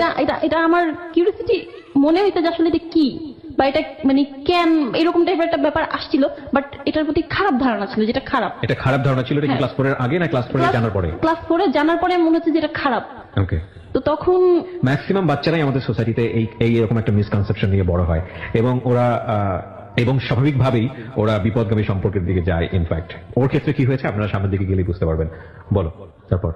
তো তখন আর কি মোটামুটি এরকম ক্লাস 4-এ আমি মোটামুটি বুঝে যাই যে সেক্স জিনিসটা কি। এর মধ্যে আরেকটা স্টোরি আছে, মানে এতগুলা আমি আসলে গোট মানে কি বলবো, ঠিক আছে, তোমার যেভাবে মনে পড়ে বলো। হ্যাঁ, মানে একদিকে কিন্তু আমার স্কুলের এই ব্যাপারগুলো চলতেছে, এইভাবে একদিন জিজ্ঞেস করলো, তো এটা আমি আবার কি আমার কাজিনের সাথে শেয়ার করি। তো তার মধ্যে আমার আবার এক ফুফাতো বোনের হাজবেন্ড, সে আমার লাইক অন্যরকম, মানে আগে তো দুলা ভাই একটু মজা করতো, একদিন সে আমাকে ডিরেক্ট মানে কন্ডম দেখায় বসে, এটা চিনো, এটা কি, লাইক আমি দেখছি, আমি গ্রামে গিয়ে না গ্রামের ছেলেমেয়েরা তো ধুয়ে বেলুন ফুলাইতো, তা আমি সেভাবে জানতাম না যে এটা কন্ডম। তো পরে সে আমাকে ক্লাস 4-এ টোটালি তার হাতে আর কি, তার ফোনে সে আমাকে টোটালি নুড মানে সব জিনিসগুলা একটা খন্ড সময়ের মধ্যেই হইতেছে, মানে পর্ন ভিডিও আমাকে দেখায় সেখানে। ভিডিও তোমাকে দেখায়? হ্যাঁ। এবং এটা কি সবার সামনে এরকম করে নাকি আলাদা না করে না, নিজে? সে জাস্ট মানে সবাই হয়তো খাওয়া দাওয়া করে কেউ শুইছে, কেউ বাইরে হাঁটতেছে বা বেড়াইতে আসছে, কেউ যে যে যার যার মতো, সে আমার হাতে ধরে রাখছে, আমার এটা দেখতে হবে, আমার এটা দেখতে হবে, এবং সে ভিডিওটা ছাড়ছে। আমি দেখবো না বাট তারপর আমার চোখ পড়ছে, বাট আমি মানে সবগুলো বিষয় এমন একটা সময় হচ্ছিল যে আমার কাছে ব্যাপারগুলো কেমন জানি খুব মানে ক্লিয়ার হয়ে গেছে যে ও সেক্সটা কি, একটা ছেলে মেয়ের মধ্যে হয়তো এরকম এবং কিছু হয়। সবগুলোই ওর জন্য একটা ইমপ্রপার এডুকেশন আমি বলি। খুবই গুরুত্বপূর্ণ বিষয় আমাদের মানব জীবনে এই বিষয়গুলো, কিন্তু ও সবগুলোই একটা ভুল শিক্ষা নিয়ে বড় হচ্ছে। এটা শুধুমাত্র একজন জয়ার জীবনের গল্প না, এটা ছেলে মেয়ে নির্বিশেষে আমাদের সোসাইটিতে যেটা হয় তাদের জীবনের গল্প, এবং এই জন্যই এই সামাজিক অনাচারগুলো, অকারেন্স গুলো খুব বেশি ঘটে। ওকে, তারপর এবং আপনারা বিলিভ করবেন ও যতবার বলছে এই বিষয়গুলো, আমি জানি না কারা কিভাবে আজকের এই অনুষ্ঠানটা শুনছেন, কতটা এন্টারটেনমেন্টের দিক থেকে নিচ্ছেন, ওর চোখ দিয়ে অনবরত পানি পড়ছে। যারা এই বিষয়টাকে জীবনে ফেস করেছেন তারাই শুধু জানবেন যে এটা কত ভয়াবহ রকমের একটা ফিলিংস দেয় একটা বাচ্চার মনে, একটা শিশুর মনে, যারা আমরা বুঝে না বুঝে এরকম অন্যায় অত্যাচার তাদের উপরে করি। বলো তুমি। হ্যাঁ, তারপর সে আর কি সবগুলো সিচুয়েশন প্রায় সেই মানে ক্লাস 4টা আমার জন্য খুব খারাপ ছিল, একই সময়ে হইতেছে।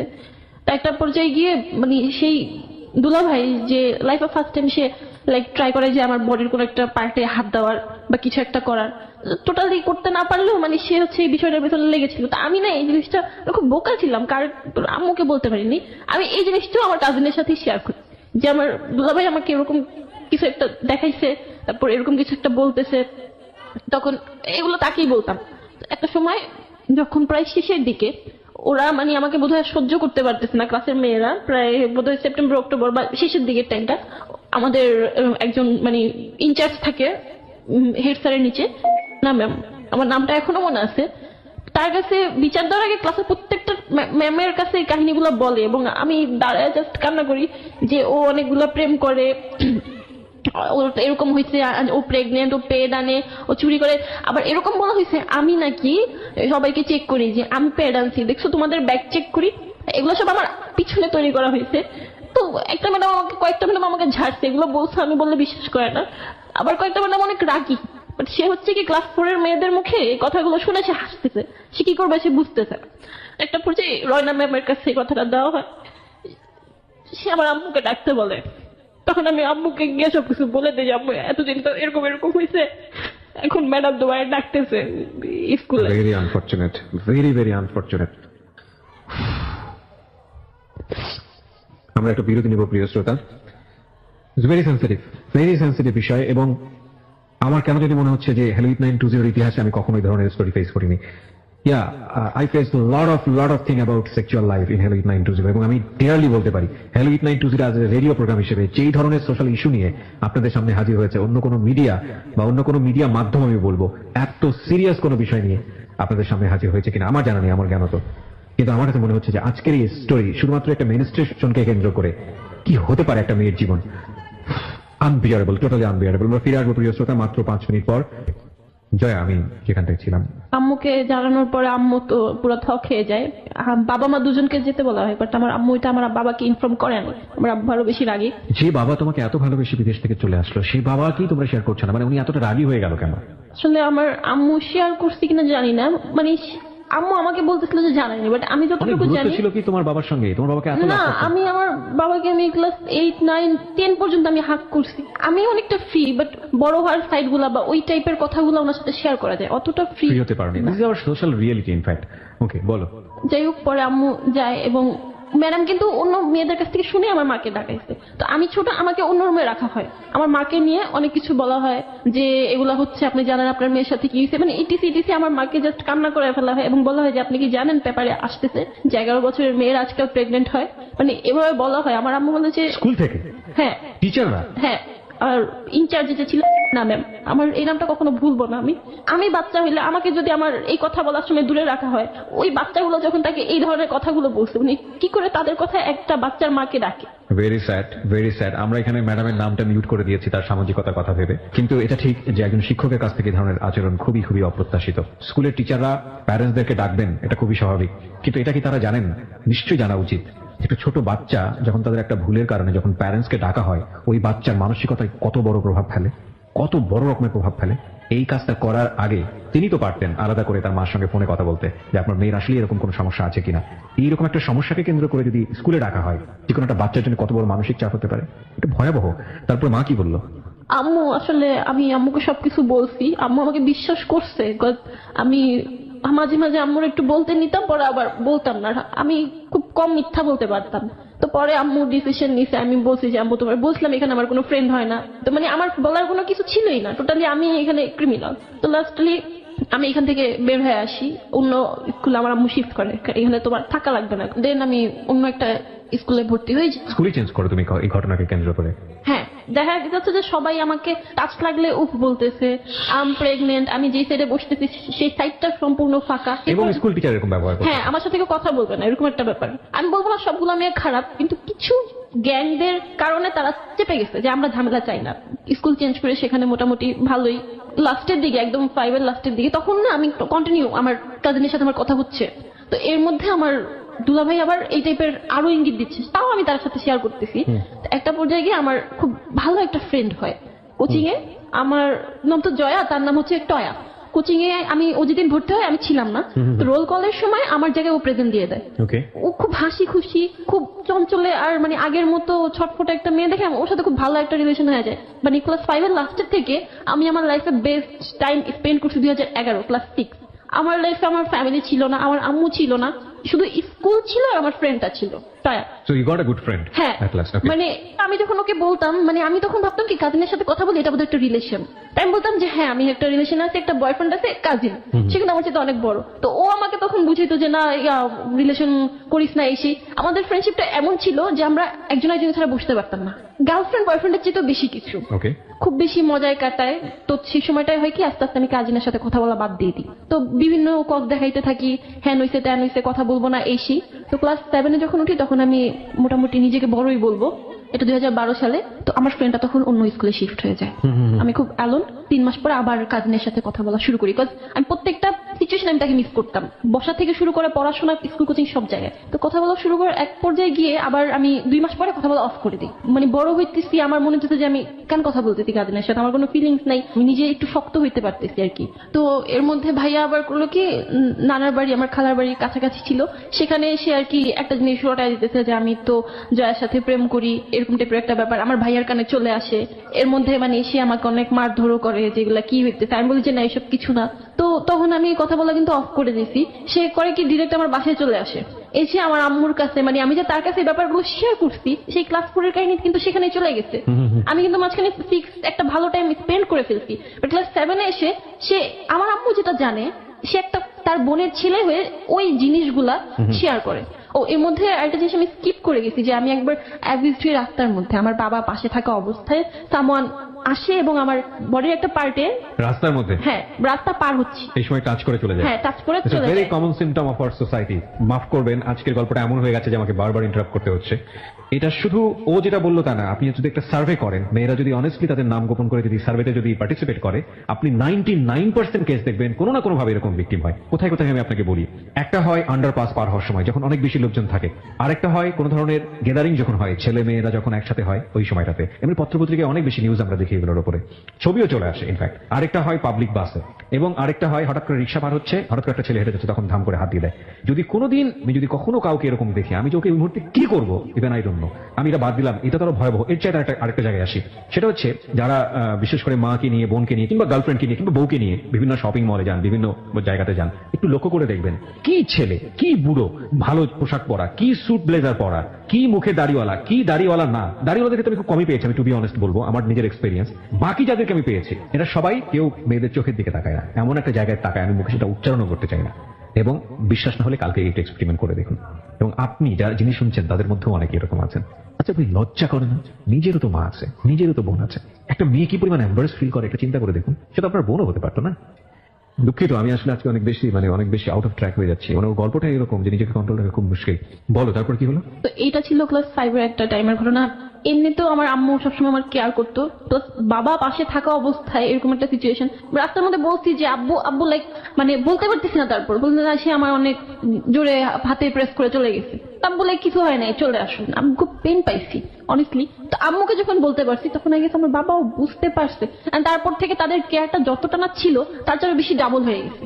ওই যখন আমার কাজিন আম্মুর কাছে এই কথাগুলো বলতেছে, সেই সময় সে আরো এক্সট্রা বলতে চাচ্ছিল যে আমি তার সাথে বের হইছি, এই সেই। মা স্টেট কার্ড বুঝতেছে যে আমি 24 আওয়ার আমার মেয়ের সাথে থাকি, কিভাবে পসিবল? হ্যাঁ, তবে যেই জিনিসগুলো আমার মা জানে সেই জিনিসগুলো যে আমার কাজিনও জানে, এটা শুনে আমার মা একটু অন্যরকম ফিল করারই কথা, কারণ এগুলো ও জানবে কিভাবে? হ্যাঁ, বয়সের তো পার্থক্য। হ্যাঁ, নর্মাল কথা না। তো এটা নিয়ে আম্মু হয়তো বিশ্বাস করছিল কিনা জানি না যে আমি রিলেশন করছি। আসলে তার সাথে আমার এটা কোনো মানে লাভ রিলেশনশিপ ছিলই না। তো এটা নিয়ে আরেকটা ঝামেলা হয় বাসায়। তা আমি টোটালি বলি যে তার সাথে আমি যোগাযোগ করবই না। এমন একটা পর্যায়ে শেষের দিকে সে হচ্ছে বুক কেটে ফেলে, এমন ভাবে কাটে যে একটুর জন্য তার হাড়ে লাগে নাই। বুক কাটে নিজের? হ্যাঁ, ওকে। এবং এটা ফলস ছিল না, এটা আমি দেখছি। তারপরে না আমি আবার ইমোশনাল হয়ে কথা বলা শুরু করি। সে তখন টয়াও আমার সাথে নেই। ওকে। যখন আমি অফ করে দিছিলাম তখন আমার আরেকটা মানে এমনিতেই ক্লাসমেট আমাকে না পেয়ে আমার আম্মুর ফোন থেকে ওর নাম্বার নিয়ে ফোন দেয়। তো তখন তো ক্লাস 7 এর একটা মেয়েকে কেউই পার্সোনাল ফোন দেয় না। তো ওর মা ধরার পরে বলে যে ও কোথায়, মানে আমার ফ্রেন্ডের নামটা আমি বলবো না, ওকে জিজ্ঞেস করে যে ও কোথায়, কেন বাবা, আমি ওর ফ্রেন্ড। ওর মা ভুলে যায়, আবার ফোন দেয়। তো একটা সময় ওর মাও সন্দেহ করে যে কি হইলো, আমার জন্য আমার ফ্রেন্ডটাও খায় বেদম মার। তো লাস্টলি আমি কথা বলা শুরু করি আবার। এবার আমি মুখ দিয়ে বলি যে আচ্ছা ঠিক আছে, লাভ ইউ। কাজিনকে? হ্যাঁ। ইট ওয়াজ লাভ অর না না, এটা লাভ ছিলই না। সে হচ্ছে যে আমাকে ছাড়বেই না, সে আমার মাকে বিচার দিতেছে, তার কারণে আমার ফ্রেন্ড মার খাচ্ছে, মানে ওকে থামানোর জন্য সামহাও তুমি? হ্যাঁ হ্যাঁ হ্যাঁ, আমি বলে আচ্ছা ঠিক আছে, লাভ ইউ। তো তখন আমার ফ্রেন্ডকেও সরি বলতেছে, ফ্রেন্ডকে বলে যে আমি জুতা কিনে রাখি, জুতা দিয়ে মাইরো, ইটিসি টিসি। পরে আমার ফ্রেন্ডের কাজিন ওকে বুদ্ধি দেয় যে মোবাইল ফোন নেবে। তো তারপর লাস্টে যেটা হয় যে সে 2টা মোবাইল নিয়ে আসে, এবং আমার যে ফ্রেন্ড ও গিয়ে কালেক্ট করে আমাকে একটা দেয়, ও নিজে একটা রাখে। তো যেদিন ফোনটা নেই পরদিনই আমার কাছে ধরা খাই। হাও, মানে আমার যে ফ্রেন্ড ও ওর বাসায় বসে শুধু শুধু এমনি কল দিছে। ওই রুমে ঢুকতে গিয়ে দেখি দাদু, মাঝখানে ফোনটা বের করছি আর আমার আম্মু চলে আসছে। আমি যদি ফোনে কথা বলতে বলতে ভিতরে চলেও যেতাম, আম্মু বুঝতো না যে ফোনটা কার। বাট আমি বোকার মতো মানে এত বেশি ভয় পাইছি। তো আম্মু রাগ করে বলে যে এটা দিয়ে আসবে। আমি মিথ্যা বলি যে এটা আমার ফোন না, আম্মু একটা ফ্রেন্ডের ফোন আনছি রেডিও শোনার জন্য, আমার রেডিওর প্রতি একটা ঝোঁক ছিল। পরের দিন এই মোবাইল নিয়ে যাই স্কুলে। তো আমার ফ্রেন্ড ওর বয়ফ্রেন্ডের সাথে চ্যাটিং করতেছিল। তো এটা ক্লাস 10 এর 2টা আপু দেখছে। তখন আমাদের স্কুল হচ্ছে একটা ম্যাডাম ছিল, মানে ফোন নিলে একটা ঝামেলা। তো বলছে এই মোবাইল নিয়ে আসছো তোমরা, বাথরুমে ঢুকো। তো ও ছাড়ে না, আমাদের সাথে তো মোবাইল নাই। আমরা তাজকে 5 দিয়ে আনছি আমাদের ব্যাগে ফোন। ওদের চোখে না আমাদের ফেসটা নজরে লেগে যায়। তো সেদিন আমরা 3rd বেঞ্চে বসেছিলাম, আমরা ক্লাসে যাই, ম্যাম আসে, আমার ফোনটা কিন্তু তখন বুকে ছিল। জিজ্ঞেস আমরা ফার্স্টে বলি যে না নেই, কিন্তু ও রীতিমতো কাঁপতেছে, মানে ওকে দেখে বোঝা যাচ্ছিল যে ওর কাছে আছে। তো একটা পর্যায়ে গিয়ে ম্যাডাম আমাদেরকে খুব সফটলি বলা শুরু করে যে ভুল করলে দিয়ে দাও, এই সেই দিয়ে দিব, হ্যান ত্যান। তো আমি ভাবলাম যে আচ্ছা ভুল করে তো আজকে একদিনই আনছি, দিয়ে দিই। বাট তারপর আমি বের করে ম্যাডামকে দিয়ে দিই, সাথে সাথে ম্যাডামের মুড, কথাবার্তা সব চেঞ্জ। সে বাবাকে ডাকবে, মাকে ডাকবে। এখন আমি আম্মুকে এসে বলছি যে আম্মু এরকম এরকম ফোনটা তুমি দিতে বলছো, ধরা খাইছি, বাবা আমার দুজনকে যেতে বলছে। পরের দিন আমার আব্বু বা আম্মু কেউ আনতে যায়নি। এতটা রাগ করছে আমার উপরে, মানে আম্মু টোটালি আব্বুকে বলেই নাই। আর আম্মু নিতে আসে নাই কেন, আমি কেন ফোন আনলাম। তো ব্যাপারটা কি হলো, ওদের দুজনের প্যারেন্টস আসছে, বাট আমার প্যারেন্টস না আসাতে আমি চিহ্নিত হলাম যে আমি লিডার। আর যেহেতু আমার কাজিন আমার ফ্রেন্ডকে মোবাইলটা দিছে, ফোন কই পাইছো, আমাকে জয়া দিছে। ফোন কই পাইছো, আমাকে জয়া দিছে। তখন আমার বাবা মানে প্রায় একটা মাস মাঝখানে বন্ধ ছিল, ঘুমাই নাই, আমি শুধু দোয়া পড়ছি, মানে আমার বাবাকে আমি এতটা ভয় পাইতাম। তারপর যাই হোক বন্ধের পরে আমার বাবা যায়, রিলেশনটা এখানে আব্বুর সাথে ফার্স্ট খারাপ হয়, স্টার্ট হয়। তো তারা আরো বেশি গাইডলাইন দেওয়া শুরু করে। এরকম করতে করতে চলে গেছে 7, 8-এ ফ্যামিলির কথায় বোরখা পড়া শুরু করি। তো আমাকে ক্লাস 6 থেকেই না একটা ছেলে মানে চা দোকানে খুব দেখতো। তো ক্লাস 8-এ এসে যখন আমি বোরখা পড়ি তখন আমার আব্বা আম্মা আমাকে কিছুদিনের একটু গ্যাপ দেয়। আমি বলতে পারবো যে আমি তাদের বিশ্বাস কখনো ভাঙি নাই। একটা পর্যায়ে ছেলেটা সাহস করে আসে আমার পিছনে এবং আমার নাম্বার চায়। তো আমি নাম্বার দেই না, কিন্তু তার নাম্বারটা রাখি। তা একটা পর্যায়ে গিয়ে আমি সেদিনই ওকে ফোন দিই। যে কাজিন, ওর সাথে কিন্তু আমার কথা হচ্ছে, ওর কাছ থেকে আমি ফোনে ব্যালেন্স নিয়েই আমি ওকে ফোন দেই, কথা হয়। মানে এতটা বেশি ভালো লাগে ওকে, আমাদের জাস্ট 1 ঘন্টা কথা হয়, 1 ঘন্টার মধ্যে আমাদের রিলেশন হয়ে যায়। এর মধ্যে কোনো প্রপোজ ছিল না, কেউ কাউকে লাভ ইউ বলি নেই। বাট জাস্ট রিলেশনটা হয়ে যায়। ছেলেটা কে ছিল? ছেলেটা হচ্ছে নামটা না বললেও চলবে, মানে আমি জানতে চাচ্ছি ছেলেটার সঙ্গে পরিচয়টা কিভাবে হলো বা কে আচ্ছা, ছিল আসলে? ও হচ্ছে আমি মসজিদে পড়তাম কিন্তু আবার আরবি ক্লাস আচ্ছা, 7-এ। okay. তো তখন ও নামাজ পড়তে আসতো রেগুলার, তখন Okay. দেখতাম, আর এমনি চা দোকানে দেখতাম, এইটুকুই ছিল। মানে এর চেয়ে বেশি কিছু জানতে না, নামও বুঝতে জানতাম না। এই 1 ঘন্টার কমিউনিকেশনটা কি ছিল হঠাৎ করে? আমি খুব চঞ্চল ছিলাম, সেও বলতেছিল, তো আমিও বলতেছিলাম হ্যাঁ তোমাকে রাস্তা দেখি, সে লাইক হ্যাঁ আমি তো তোমার নাম জানি, তুমি জয়া। সে আবার এর আগে একটা 8 কার্ড আমার ফ্রেন্ডের কাছে দিছিল। তো এরকম নানান কথা হইতে হইতে তখন আবার নতুন ছবির নাম ছিল বডিগার্ড। আমার সাথে আব্বু আম্মু সবসময় থাকতো, তার একটা ফ্রেন্ড জোরে বলে উঠতো যে বডিগার্ড। আমি বলি আচ্ছা আপনাদের মধ্যে কেউ বডিগার্ড বলে ডাকে? বলতো হ্যাঁ। তো এইভাবে না 1 ঘন্টার মধ্যে আমাদের বন্ডিংটা হয়, and we are in relationship. সেই সময়টাতে তোমার ওই কাজিন যে, হ্যাঁ। ওর সাথে সম্পর্কটা কি ছিল? ওকে আমি তো লাভ ইউ বলছি, বাট ওর সঙ্গে যাই হোক ওই সম্পর্কটা ছিল আগে থেকে? হ্যাঁ মানে ফোনে কথা হতো, ওর সাথে আমি দেখাও কখনো করিনি আমি। আচ্ছা, কিন্তু সম্পর্কটা ছিল? হ্যাঁ মানে ফোনে কথা হতো। ওকে, সো দ্যাট মোমেন্টে তুমি যখন ওর সঙ্গে লাভে পড়লে, যে ছেলেটার সঙ্গে, হ্যাঁ। ওর নামটা কি ছিল? সুমন। সুমন। সো তুমি সুমনের সঙ্গে এই 1 ঘন্টা মধ্যে রিলেশনশিপে যাওয়ার আগ পর্যন্ত তুমি আসলে বুঝতেই পারোনি তোমার কাজিনের সাথে তোমার যে সম্পর্কটা এটা লাভ না? না, ওকে। ওকে আমার খুব তাড়াতাড়ি ভালো লাগলো এবং ওর প্রতি আমার কোনো একটা টান, একটা ফিল চলে আসে। মাঝখানে আমি না ফার্স্টে ওকে বলে দিছিলাম যে আমার এরকম একটা কাজিন আছে, কাজিনের সাথে আমার রিলেশন। তো আমি না বললাম, ও বললো কাজিনের নাম কি? আমি বললাম হানি। হ্যাঁ মানে তার বিশ্বাসই হচ্ছে না যে 24 আওয়ার যার প্যারেন্টস সাথে থাকে সে কিভাবে আরেকটা মানে রিলেশন করতে পারে। আমি তখন ব্যাপারটা এড়াই গেলাম যে না থাক, দরকার নেই। প্রায় আমার রিলেশনের 1 মাস হয়ে যাচ্ছে, ও আমাকে বলে যে লাইক ফ্রেন্ডরা তো গার্লফ্রেন্ড নিয়ে ঘুরতে যায়, কত দিকে যায়, হ্যাঁ তুমি একটু আসো না, এরকম টাইপের। তখন আমার এই সিচুয়েশনটা ছিল না যে মিট করবো, আমি শুধু ফোনে কথা বলতাম। তো একটা সময় গিয়ে মাথার মধ্যে আসে যে কিভাবে মিট করা যায়। তখন ও বললো জুনের 27 তারিখ আমাদের রিলেশনে 1 মাস হবে, অ্যাটলিস্ট ওই দিন তো দেখা করো। তো ওই দিন দেখা করো এটা বলার আগে আরেকটা জিনিস হয়ে গেছে মিস্টেকেনলি, সেটা হচ্ছে 2013-তে সবে বরাত ছিল জুনের 24 তারিখে। বলি সেদিন আমার ভাইয়ারা হচ্ছে নামাজ পড়তে রাতে চলে যায়, আর আমার আম্মু হচ্ছে নর্মালি হচ্ছে নামাজ পড়ে শুইছে। তখন হয়তো 12টা-1টা বাজে। কোন ক্লাসে পড়ো তখন তুমি? ক্লাস 8। ক্লাস 8। ওকে। হ্যাঁ, এটা 2013 সালে। বাসায় তো তখন সারা রাত সব বিল্ডিং এর খোলা থাকে। তো সে আমাকে হঠাৎ করে সাডেন বলে কি যে তোমার বাসায় আসবো, তোমার সাহস আছে বাসায় আসবে, হ্যান ত্যান এরকম করতে করতে একটা পর্যায়ে না আমি দরজা খুলে দাঁড়াই, সাহস করে সে ঢুকেও যায় বারান্দায়। আমার সাথে সুমনের বয়সের পার্থক্য কত বছরের ছিল? ও তখন হচ্ছে honours second year. Honours second year, পরে তুমি ক্লাস 8-এ? হ্যাঁ। Okay, huge gap. সেদিন ফার্স্ট লাইক আমি বুঝি যে kiss and lip kiss something. আর তার আগে অবশ্য আমরা বারান্দায় চেকও করে নিই, বারান্দায় একটা ডোর সামথিং ছিল যে ওইটার তালা টুলা মারা, তো ওইটা কোনোভাবে খোলা যায়, ও পিন দিয়ে খুলতে পারে। তো তারপর হচ্ছে ও দড়ি কাটে, মানে যদি এদিক দিয়ে যেতে না পারে দড়ি কাটে। তো দড়ি কাটে ঠিকই, কিন্তু আমার আম্মু না টের পায় না, সে আসে 5 মিনিটের মধ্যে আবার চলেও যায়। তো তারপর আমার আম্মু এসে পরে বুঝতে পারে যে দড়ি কাটা কেন, বাট ওইভাবে বুঝতে পারে না, ভাবতে চোর টোর। এই দিনটা চলে যায়। মানে এটা ছিল আমাদের রিলেশন হওয়ার পর ফার্স্ট এই টাইপের কিছু একটা, দেখাও হয়নি আমাদের বাইরে। দেন যেটা হয় যে 27 জুন রিলেশনের 1 মাস হবে। তো তখন ওর সাথে আমার এমনি আগে কথা হইতো যে তুমি আমাকে কিস দিও বা লিপ কিস, এটা সেটা এইটুক পর্যন্ত কথা হইতো। ও আমার খুব ভালো ছেলে, এলাকায় ওর একটা ছিল, নামাজ পড়ে, আর আমিও তখন বোরখার পড়তাম রেগুলার। একটা পর্যায়ে ও আমাকে বলতো তুমি বাহিরে মিট করতে পারবা না, তোমার এই প্রবলেম হয়ে পড়বেন, বাসায় তো মিট করতে পারবা। আমি বললাম যে হ্যাঁ এটা পারা যায়, বিকজ তাহলে আমার ফ্যামিলির কেউ দেখবে না। তো পরে সে বোরখা ম্যানেজ করে, আমি স্কুল ফাঁকি দিই, এক প্রকার আম্মুকে পিছিয়ে রেখে দৌড়ে এসে আমি অন্য জায়গায় চলে যাই, অ্যান্ড ওর সাথে একটা ওর ভাইয়ার বাসায় যাই। আমাকে বলা হয়েছিল যে ওর ভাই ওর ভাবি থাকবে, বাট বাসায় যাওয়ার পরে দেখেছি সেখানে কেউ নেই। অ্যান্ড দেন যেটা হয় যে আমি লাইফে ফার্স্ট টাইম ছিল সেটা আমার যে বিরতি নিব প্রিয় শ্রোতা, এই পর্যায়ে একটা ছোট্ট বিরতি।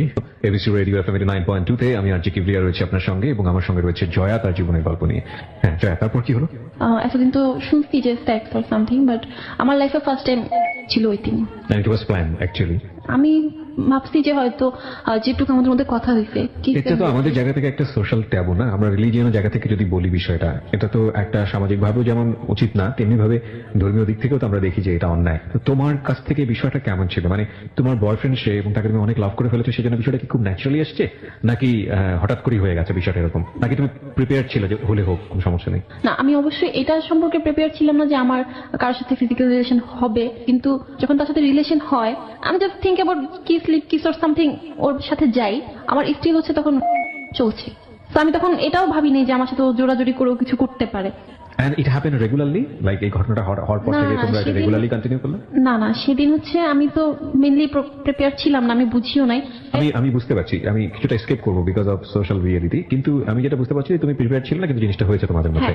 এবং এটা হওয়ার পরে কি লাইক এরকম হয়ে যায় যে তোমার একটা খুব খারাপ সেন্স গ্রো করে এই বিষয়টা নিয়ে, এবং তুমি এটা স্টপ করো, নাকি এটা ক্যাজুয়ালি ওর সঙ্গে খুব ইজি ছিল ব্যাপারটা মুভ করা? না, অ্যাকচুয়ালি প্রথম হওয়ার পরে আমি একটু মানে কি বলবো, একটা ধাক্কাই খাইছি, বিকজ আমি এটা ভাবি নাই যে আমার হবে বা বিয়ের আগে এটা হয়ে যাবে। তারপরে মানে আমি না তাকে এরকম চিন্তা করতে থাকি যে আমার লাইফে যদি কেউ হাজবেন্ড হয় তবে সেটা সেই হবে, তার প্রতি আমার ভালোবাসা, রেসপেক্ট বা যে টান। ইট হ্যাপেন রেগুলারলি? হ্যাঁ, আমাদের 2 মাস পর 3 মাস পর এরকম হইতো। এই বিষয়গুলো নিয়ে কি তোমার কখনো এক ধরনের মানে কি বলে খারাপ লাগা, বোধটা কাজ করতো না? অ্যাকচুয়ালি তার ডিমান্ড আরো বেশি ছিল। ওই দিক থেকে তোমাকে বিভিন্ন ভাবে ইনফ্লুয়েন্স করা হ্যাঁ, হতো? সে আমাকে ফোনে এই টাইপের কথা বলতো। হ্যাঁ, আমি হালকা পাতলা বলতাম, বাট আমি অত বেশি মানে ওই রিলেশনে যাওয়ার এখানেও কিন্তু এক ধরনের দেখেন, এখানেও এক ধরনের প্রপার এডুকেশনের অভাব। যদি আমি এখন বলি যিনি আজকে এখানে জীবনের গল্প বলছেন তাকে ইন্সপায়ার করা হয়েছে, এবং সে যদি প্রপার এডুকেশনটা পেত তাহলে কোনো না কোনো ভাবে এই বিপদগামী সম্পর্কের দিকে সে যেত না। মানে আসল রিয়েলিটিটা কি সেটাও সে ছোটবেলায় পায়নি, এবং একই সাথে যে ভুলটা সে করছে সেটার ব্যাপারেও তার যদি একটা প্রপার নলেজ থাকতো তাহলে এই ধরনের সম্পর্কে সে জড়াতো না। তারপরে কি হলো? তো যখন আমি দেখলাম যে তার প্রতি আমি এরকম উইক হয়ে পড়ছি এত বেশি, তাই আমি বুঝতেছি যে কাজিনের সাথে এটা আমার কিছুই ছিল না, যেটা আমাকে আসলে প্রেশার করে করা হয়েছে। তো আমি করি কি, একটা পর্যায়ে তাকে বলে দিই যে দেখেন ভাইয়া, আমি আপনাকে লাভ করি না, আমি এরকম একজনকে রিয়েলি লাভ করে ফেলছি, আপনার সাথে যোগাযোগ করা যাবে না। মানে তোমার আগের কাজিনকে? হ্যাঁ, কাজিন। Okay. তো তখন সে অনেক বনিতা শুরু করে যে তুই আমাকে বিশ্বাস করছ না, হ্যান ত্যান, এতদিন বলছিস কিছু করছি, তুই ওর সাথে আবার কথা বলা আছে। তো আমার ফোনে ব্যালেন্স ছিল না, আমি এত বোকা, আমি যে একটা কথা হাইড করছি এই জিনিসটা আমাকে খুব পেইন দিত, আমি কেন হাইড করলাম। তো এই জন্য আমি করলাম কি যে আচ্ছা, ওকে বললাম সুমনকে যে শোনো এরকম এরকম এটা ছিল, তুমি একটু কথা বলো। ও তখন থ খেয়ে গেছে। সুমন? হ্যাঁ, সুমন। তো তারপর ও হচ্ছে কনফারেন্স, আমি ওকে নাম্বার দিই, আমি বোকার মতো আমার কাজিনকে সুমনের নাম্বারটা দিই। সে কনফারেন্স করে এবং মানে কান্নাকাটি করতে করতে, তখন আমি মনে হচ্ছে যে আমার দোষ, আমি তো তাকে খুলে বলতে পারতেছি না, সুমনকে এত কাহিনী একবারে খুলে বলতে পারতেছি না। কে কান্নাকাটি করে? আমার কাজিন। কাজিনটা হ্যাঁ, কান্নাকাটি তখন করে, আমি okay. ধমক দিই, তো এটা আবার সুমনের লাগে। তো সে একটু পরে আমাকে বলে কি আচ্ছা শোনো, আজকে ঘুমায় যাও, তোমার সাথে কালকে কথা বলবো। তারপর ওকে ফোন দিয়ে ওর নাম্বার বিতি। এর মধ্যে আমার কাজিন মানে সুমনের কাছে আমার ক্যারেক্টার নিয়ে অনেক কথা লাগাইছে। খুব স্বাভাবিক। হ্যাঁ, মানে তুমি কি জয়া সম্পর্কে কি ধারণা রাখো, তুমি জানো আমি ওদের বাসায় যাই, লাইক এমন যে তার সাথে আমার ফিজিক্যাল মানে সম্পর্কটা আছে। এবং এটা সুমনের জায়গা থেকে বিলিভ করাটা খুব ইজি, কারণ তোমার সঙ্গে ওই জিনিসটা তখন তার ছিল। হ্যাঁ। তো এটা একটা কমপ্লেক্সিটি তৈরি করবে। ওকে, বুঝতে পারছি আমরা। তারপর মানে সুমন হচ্ছে খুব কান্নাকাটি করে। আমি যেটা শুনছি আমার দিকে এরকম আঙুল দেয় যে আসলে আমি তো এটাও বুঝিনি যে তোমার হয়েছিল কিনা, যেহেতু তোমার প্রবলেম ছিল। মানে ওর মধ্যে একটা সন্দেহ চলে আসছে যে আসলে আমাদের যখন রিলেশন হতো তখন তুমি ঠিক ছিল নাকি। তার মানে সুমন তোমাকে যে কোশ্চেনটা করে সেটা is all about your virginity, হ্যাঁ। রাইট? ওকে, হ্যাঁ। তো তখন আমার খুব খারাপ লাগে যে আমি তোমার সবকিছু বলতেছি, আমার ওর সাথে কিছু হয় নাই, মানে ও বিশ্বাস করে আবার ওর খারাপ লাগে। এর মধ্যে দিয়ে রিলেশনটা খুব খারাপ হয়ে যায় আমাদের, শুধু ঝগড়া হয়, সন্দেহ, অনেক কিছুর মধ্যে। যাক, যে সিটা দিব তার আগে আবার আমি আম্মুকে আরেক দফা জানাই, এরকম তো করতেছে। বয়ফ্রেন্ডের বিষয়টা বলো। না, মানে কাজিনের বিষয়টা বলো। কাজিনের বিষয়টা বলি। আম্মু অনেক বকাঝকা করে, কারণ আমি এবার ওর দিক থেকে টোটালি সরে আসছি, এবং যারা যারা শুনছে আত্মীয় স্বজন সবাই বলছে যে এটা ঠিক করতেছো জয়া, কারণ তুমি ছোট ছিলা, যা করছো, এখন যদি তুমি করো ফিউচারে তোমার বিয়ে হবে বা সামথিং, এটা বেশি প্রবলেম করবে। তো তখন এখন আম্মুর একটা সাপোর্ট চলে আসলো। তো আমার সুমনের সাথে রিলেশন ভালোই চলতেছে। হঠাৎ করে ক্লাস 9-এ আমি ফেসবুক আইডি খুলি ফার্স্ট টাইম। ও আমাকে খুলে দিত না, তারপর খুলি।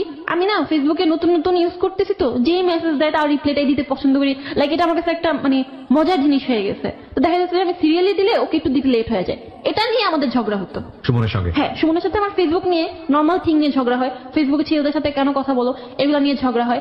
এর মধ্যে আবার আমার বাসায় আমি একদিন আমার ফ্রেন্ডের একটা বার্থডেতে বোরখা ছাড়া যাওয়ার জন্য আবদার করি, তখন আমার বাবা তারপর ভাইয়া অনেক মারে। আমার কাজিনকে নিয়ে ঝামেলা হয়, আমার ভাইয়ারও অনেকবার মারছে। তো ওইবার খুব মারে, এত মারে যে হয়েছে যে আমার ভাই আমার গলা টিপ দিয়ে ধরছে। তো আমি তখন রাগে জিদে এরকম হয়ে যাই যে আজকে কিসের জন্য মারছো আমাকে, আমি একটা দিন একটা ফ্রেন্ডের বার্থডেতে যাবো, বোরখা ছাড়া যাবো, এই জন্য বোরখা পরবো না। ওই দিনের পরে আমি বোরখা ছেড়ে দিই। তো এটা নিয়ে আবার সুমনের সাথে বাজাবাজি হয়, তুমি বোরখা কেন ছাড়ছো।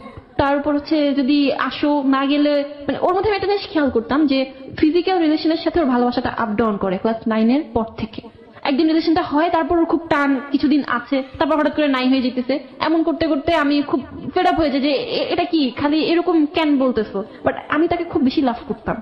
একটা সময় বুঝি যে ও কেমন জানি হয়ে গেছে। তো আমার কানের একটা অপারেশন হয়, সেই সময় ফেসবুক চালানো ফোনটা নষ্ট হয়ে যায়। খুব কষ্টে ব্যাটারি কাগজ দিয়ে লাগিয়ে আমি কানে অপারেশন হবে আমি সেটা কোনোভাবে সেখানে নিয়ে আমি মাথা তুলে তুলে আম্মু নাই চার্জে দিয়ে লুকিয়ে লুকিয়ে আমি ওকে ফোন দিই। আর সেই সময় থেকে কিন্তু সে আরেকটা রিলেশন করে, আমি সেটা তখন জানতাম না। সে আমাকে বলেও গেছে যে সে ফ্রেন্ডের গার্লফ্রেন্ডের সাথে দেখা করতে গেছে।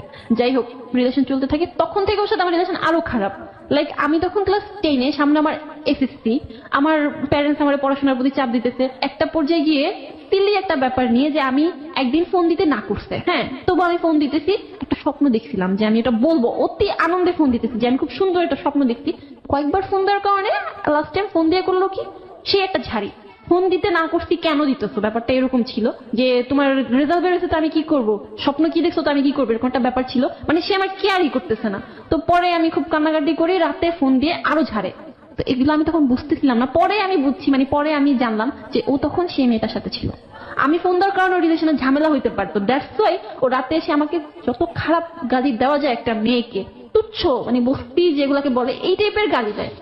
এত বেশি লাভ করতাম ওকে, আমি নাচ গান সব ছেড়ে দিছি। এর মাঝখানে কিন্তু আমি ওর কথায় বোরখা টোরখা পরি, নাচ গান ছেড়ে দিছি। আমার সংসার হবে, আমাদের ছেলে হবে, ছেলের নাম রাফি হবে, সব ঠিকঠাক। এরকম আচরণে খুব খারাপ লাগতো। তারপর একদিন জানুয়ারিতে হঠাৎ করে বলতেছে ক্লাস 10-এ যে 4 মাসের জন্য চিল্লায় যাবে, 4 মাস কোনো যোগাযোগই হবে না, কোনো প্রকার যোগাযোগ হবে না 4 মাস। আমি বলছি তুমি 4 মাস থাকতে পারবা? মানে এরকম একটা ব্যাপার যে ও যদি আমার লাভ করে 4 মাস কি করে থাকতে পারবে।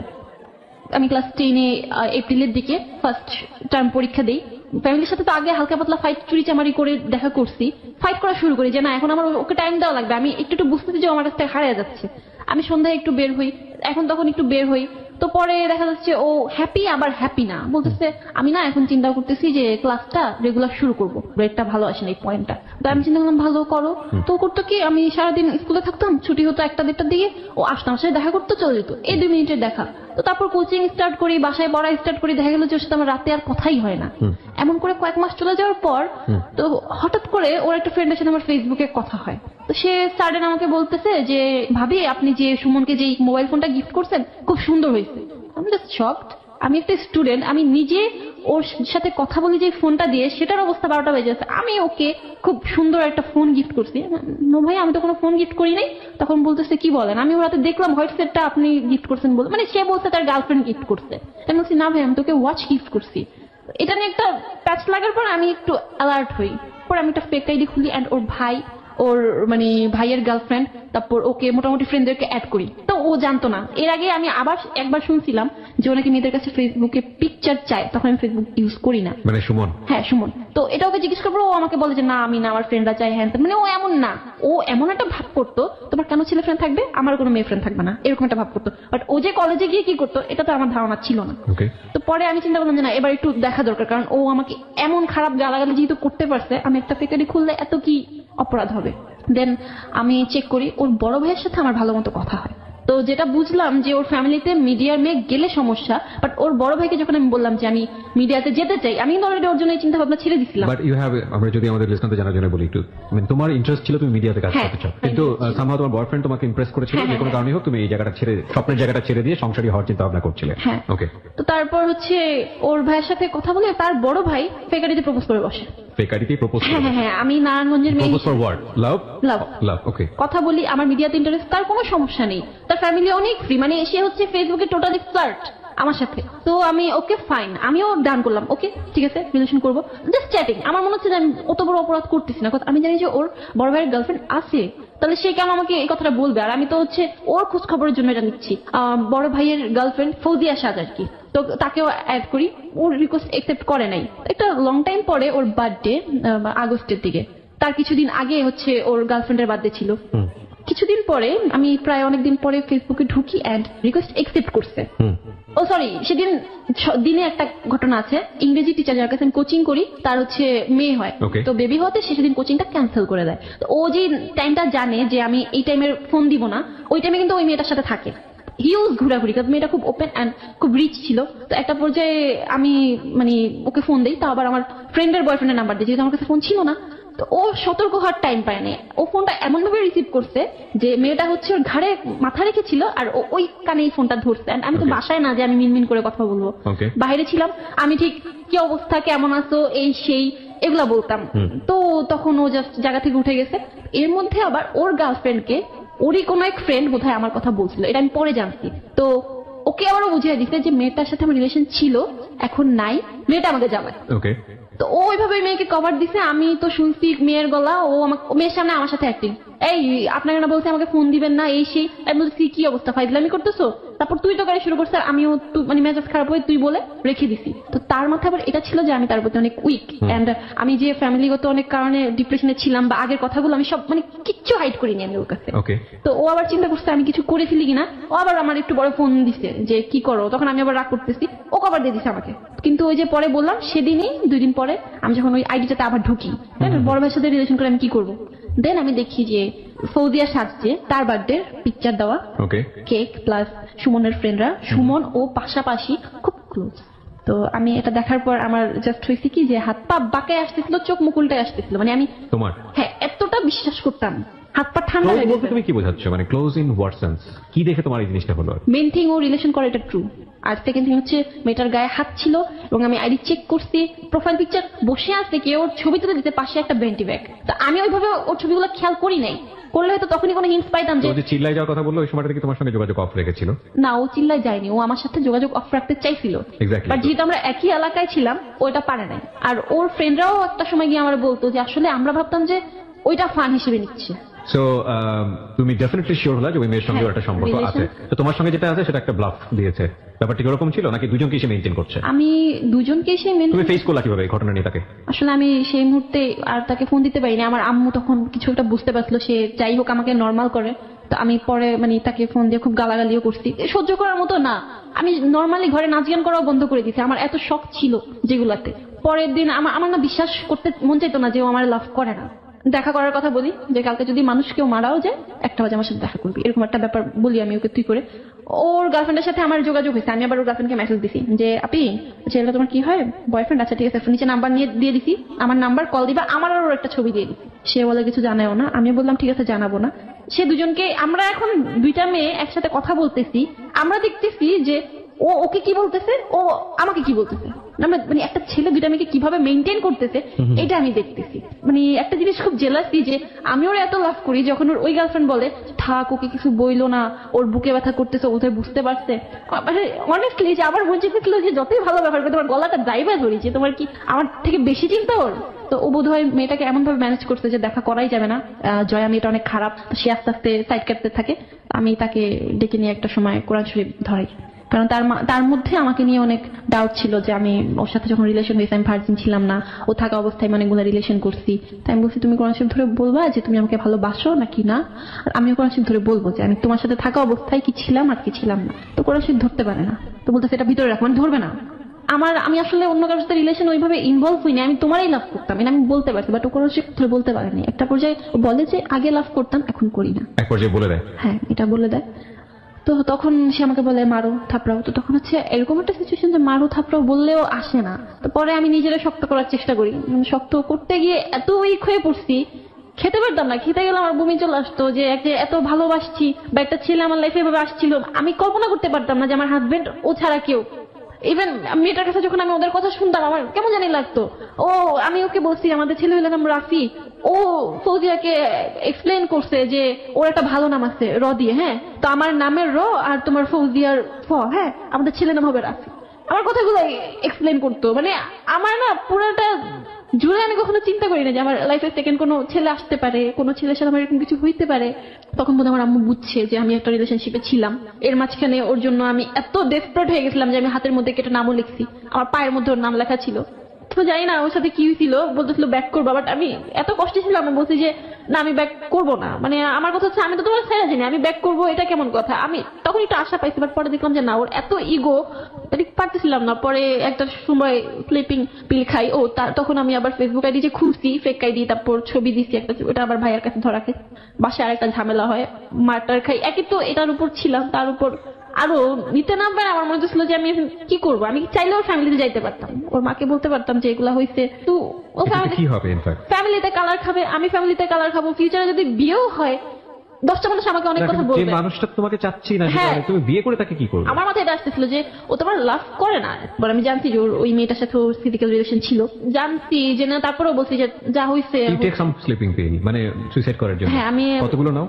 10টা থেকে 15টা। 10 থেকে 15টা তুমি রাতের বেলা খেয়ে যাও মরে যাওয়ার জন্য। প্রিয় শ্রোতা, আমরা এখানে একটা ছোট্ট বিরতি নিতে চাই। যারা এখানে জীবনের গল্প বলতে চান তারা প্লিজ আমাদেরকে ফোন করবেন। আমাদের ফোন নম্বরটি হচ্ছে 09613892 আমি আবারও বলছি 09613892। ওকে জয়, আমরা যেখানটায় ছিলাম। তো তারপর আমি আসলে স্লিপিং পিল খাওয়ার চিন্তাটা করেই ফেলি। অবশ্য সেদিন আমার সেই ফ্রেন্ড টয়া আমাকে অনেকটা চেষ্টা করছে যে এগুলা থেকে বের করে আনার। আমি অনেক রাত পর্যন্ত রাগ করে বাইরেও ছিলাম, বাট লাস্টলি আমি খাই আসলে। বাট আমার ফ্রেন্ডরা বিশ্বাসও করতে পারেনি। যখন আমি হসপিটালে, তখন আর কি ওরা বুঝে যে আসলে আমি খাইছি। বা 3 দিন আমার কোনো সেন্স ছিল না। আমি, এটা ছিল বোধহয় সেপ্টেম্বরের 9 তারিখ, আর সেপ্টেম্বর 11 তারিখ কি 12 তারিখ আমি যখন চোখ মেলে তাকাইতেছি, তখন আমার ফিলটা এমন ছিল যে আমি মরে গেছি, আমি বোধহয় এখন মানে যা খুশি তাই করতে পারবো, এরকম একটা ব্যাপার নিয়ে চোখ মেলতে গিয়ে দেখি যে না, আসলে আমি বেঁচে গেছি। তারপরও সুমনের কোনো ফিল ছিল না, সে বিশ্বাস করে নাই, বলতেছে যে এগুলো ঢং। ফাইন, এখন সে ঢং বলুক আর যাই বলুক, আমার এগুলো আসতেছে না। টোটালি হাফ মেন্টাল হয়ে গেছিলাম, কিছু মনে থাকে না। সামনে এসএসসি সব গেছে, তো তারপর আমার ফ্রেন্ডটা অনেক সাপোর্ট করে, আমি এসএসসিটা দেই। এসএসসি রেজাল্টটা খুব খারাপ হয়। এর মধ্যে আমি আবার একটা কাজ করি, যেহেতু ও আমাকে কষ্ট দিছে, আমার সাথে রিলেশন থাকা অবস্থায় ও মানে আরেকটা রিলেশন করছে, তাও আবার পুরো একটা বছর আমি তাকে ধরতেই পারি নাই, তার সাথে ফিজিক্যাল রিলেশনও ছিল। And সে বলে যে ও তাকেই ভালোবাসে। তা আমার মধ্যে একটা জিনিস কাজ করলো যে ও যদি আমার কাছে ব্যাক করার মনোভাব থাকেও, ওর একটা ফ্রেন্ড আমাকে বলতেছিল যে আমাদের সবসময় ক্যাচ আপ করাই দিত, যে অনেক রিলেশন আমি এরকম দেখছি যে 1 বছর পর ক্যাচ আপ হয়, তোমাদের রিলেশনটা অনেক স্ট্রং হয়ে যাবে। তখন আমার মাইন্ড এতটাই বিগড়ে গেছে যে আমার চিন্তা হচ্ছিল যে আমি ওকে কিভাবে কষ্ট দিব। তখন ওর এই ফ্রেন্ডটার সাথে আমি রেগুলার কথা বলতে থাকি। তো একটা পর্যায়ে গিয়ে সে আর কি মানে আমার সাথে এতটা ক্লোজ হয়ে যায় যে we are like in a relationship. আমি তাকে লাভ ইউ বলতেছি না, সে আমাকে লাভ ইউ বলতেছে না, বাট আমরা খুব বেশি ক্লোজ হয়ে গেছি। এন্ড একটা পর্যায়ে গিয়ে আমি সেম একটা ফিজিক্যাল রিলেশন আমার সাথে ছিল, প্লাস ওর ফ্রেন্ডেরও সাথে ছিল, করি। বিকজ আমার মাথায় ছিল যদি আমার কাছে ব্যাক করে, ও যদি একটা মেয়ের সাথে এত কিছু করার পর আমি ওকে লাভ করে ওকে চাইতে পারি, ও যদি আমার কাছে ব্যাক করে, ও এটা মাথায় রেখেই ব্যাক করবে যে হ্যাঁ আমিও অন্য একটা ছেলের সাথে করছি। একটা পর্যায়ে এটা বেরো হয়ে যায়, বাট আসলে ওরকম কোনো ফায়দা হয় না। মানে তুমি যেটা করো রিভেঞ্জ নেওয়ার জন্য, সামহাউ ওকে কষ্ট দেওয়ার জন্য এটা করো, কিন্তু আলটিমেটলি এটা কোনো রেজাল্ট হয় না। না, তারপর এটা ওদের মধ্যে জানাজানি হলো, ওদের ফ্রেন্ডসদের মধ্যে একটা সমস্যা হইলো। তাই আমি বুঝলাম যে সুমন, তারপর ওর ফ্রেন্ড, ওদের মধ্যে একটা ঝামেলা বাজাবাজি হয়ে গেছে।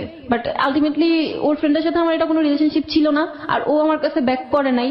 চ্যাপ্টারটা আমি টোটালি বাদে দিয়ে দিয়েছি। ওর প্রতি মনেটা মানে টানটা থাকলেও ওই যে একটা শখ ছিল নাচ গান করবো, বা মানে একটা মিডিয়াতে কাজ করব, নিজেকে হিরোইন পর্যায়ে দেখবো, বা ভালো মানে এই স্বপ্নগুলো না খুব কাজ করতে থাকে তখন। মানে যখন তুমি এই ব্রেকআপে ছিলে? হ্যাঁ। ওকে। এবং আমি দেখলাম যে আমি সুইসাইড করতে আমি চলেই গেলাম। আচ্ছা, এমন যদি হয় যে নাচ গান করা পাপ, আমি যদি সুইসাইড করে মারা যাই ডিপ্রেশনে, তাহলে তো ওইটা সবচেয়ে বড় পাপ হবে। তাহলে আমি একটা কাজ করি, আমি না মরি, আমি আমার স্বপ্নগুলোই পূরণ করি, এরকম একটা ব্যাপার ভিতরে কাজ করি যে এখানে তো কম পাপ হচ্ছে, তাহলে আমি মরে গেলে তো দোজক ছাড়া কোনো উপায় নেই। তো তখন আমার মনে হয় যে না, আমি নক করি, আমি ফেসবুকে খোঁজ করতে থাকি কার সাথে কোথায় কিভাবে মানে ইয়ে করা যায়। তবে আমি জানি না যে আমি আসলে প্রপার কাউকে পাইছি কিনা। এরপর দেখা যায় যে আমি যার সাথে এই ব্যাপারে কথা বলি যে মিডিয়াতে আসতে চাই বা মিডিয়াতে কাজ করতে চাই, সবার মধ্যে এই ডিমান্ডটা থাকে যে তুমি সেক্স করো, তোমাকে একটা ফটোশুট করে দিব, তুমি সেক্স করো, তোমাকে একটা চান্স দিব, তুমি সেক্স করো। ইভেন এমন প্রপোজালও পাইছি যে খুব ভালো এবং নাম করা নির্মাতা, হয়তো নাম বললে অনেকে চিনবেন, সে এরকম বলতে যাচ্ছে না তোমার বাসাটা কোথায়, এখানে তোমার বাসার কাছাকাছি বাসাটা নিয়ে আমরা রেগুলার একটা রিলেশনের মধ্যে থাকবো। তো এরকম করে একটা সময় আসলে অ্যাভয়েড করতে করতে করতে করতে আমি না মানে একটা শুটের জন্য হঠাৎ করে একটা মডেল এজেন্সিতে আমি ফেসে গেছি। যে আসলে ফেসে যাওয়া বলতে মানে এই জিনিসগুলো তুমি তো প্রথম দিকে অ্যাভয়েড করতে, হ্যাঁ, মানে আমি এই নৈতিক অধপতনে গিয়ে আমি কাজগুলো করবো। হ্যাঁ। ওকে। ফেসে গেছি বলতে আমাকে হচ্ছে নিয়ে যাওয়া হয়, আমি আর আমার ফ্রেন্ড যেতাম। তো তখন হচ্ছে আমি আমার ফ্যামিলির বাধা থেকে অনেকটা বের হয়ে আসছি, অনেক ডিপ্রেশন যাই হোক, তারাও ওই ইনসিডেন্টের পরে অনেকটা ছাড় দিচ্ছে। তো তারপর হচ্ছে যে সেদিন একজন মোটামুটি বয়স্ক একজন লোক থাকে, তো আমাদের 2 ফ্রেন্ডকে কোনোভাবে দুজনের প্রতি উগরানোর চেষ্টা করা হয়, বাট আমরা তো এক ছিলাম। আমার ফ্রেন্ডকে আলাদা রুমে নিয়ে যাওয়া হয়, অ্যান্ড ডোর লক করে দেওয়ার পর বুঝতে পারি যে লোকটা আমার সাথে এরকম কিছু একটা রিলেশনশিপ করবে আর সামথিং। তো এটা ছিল আমার ফার্স্ট টাইম।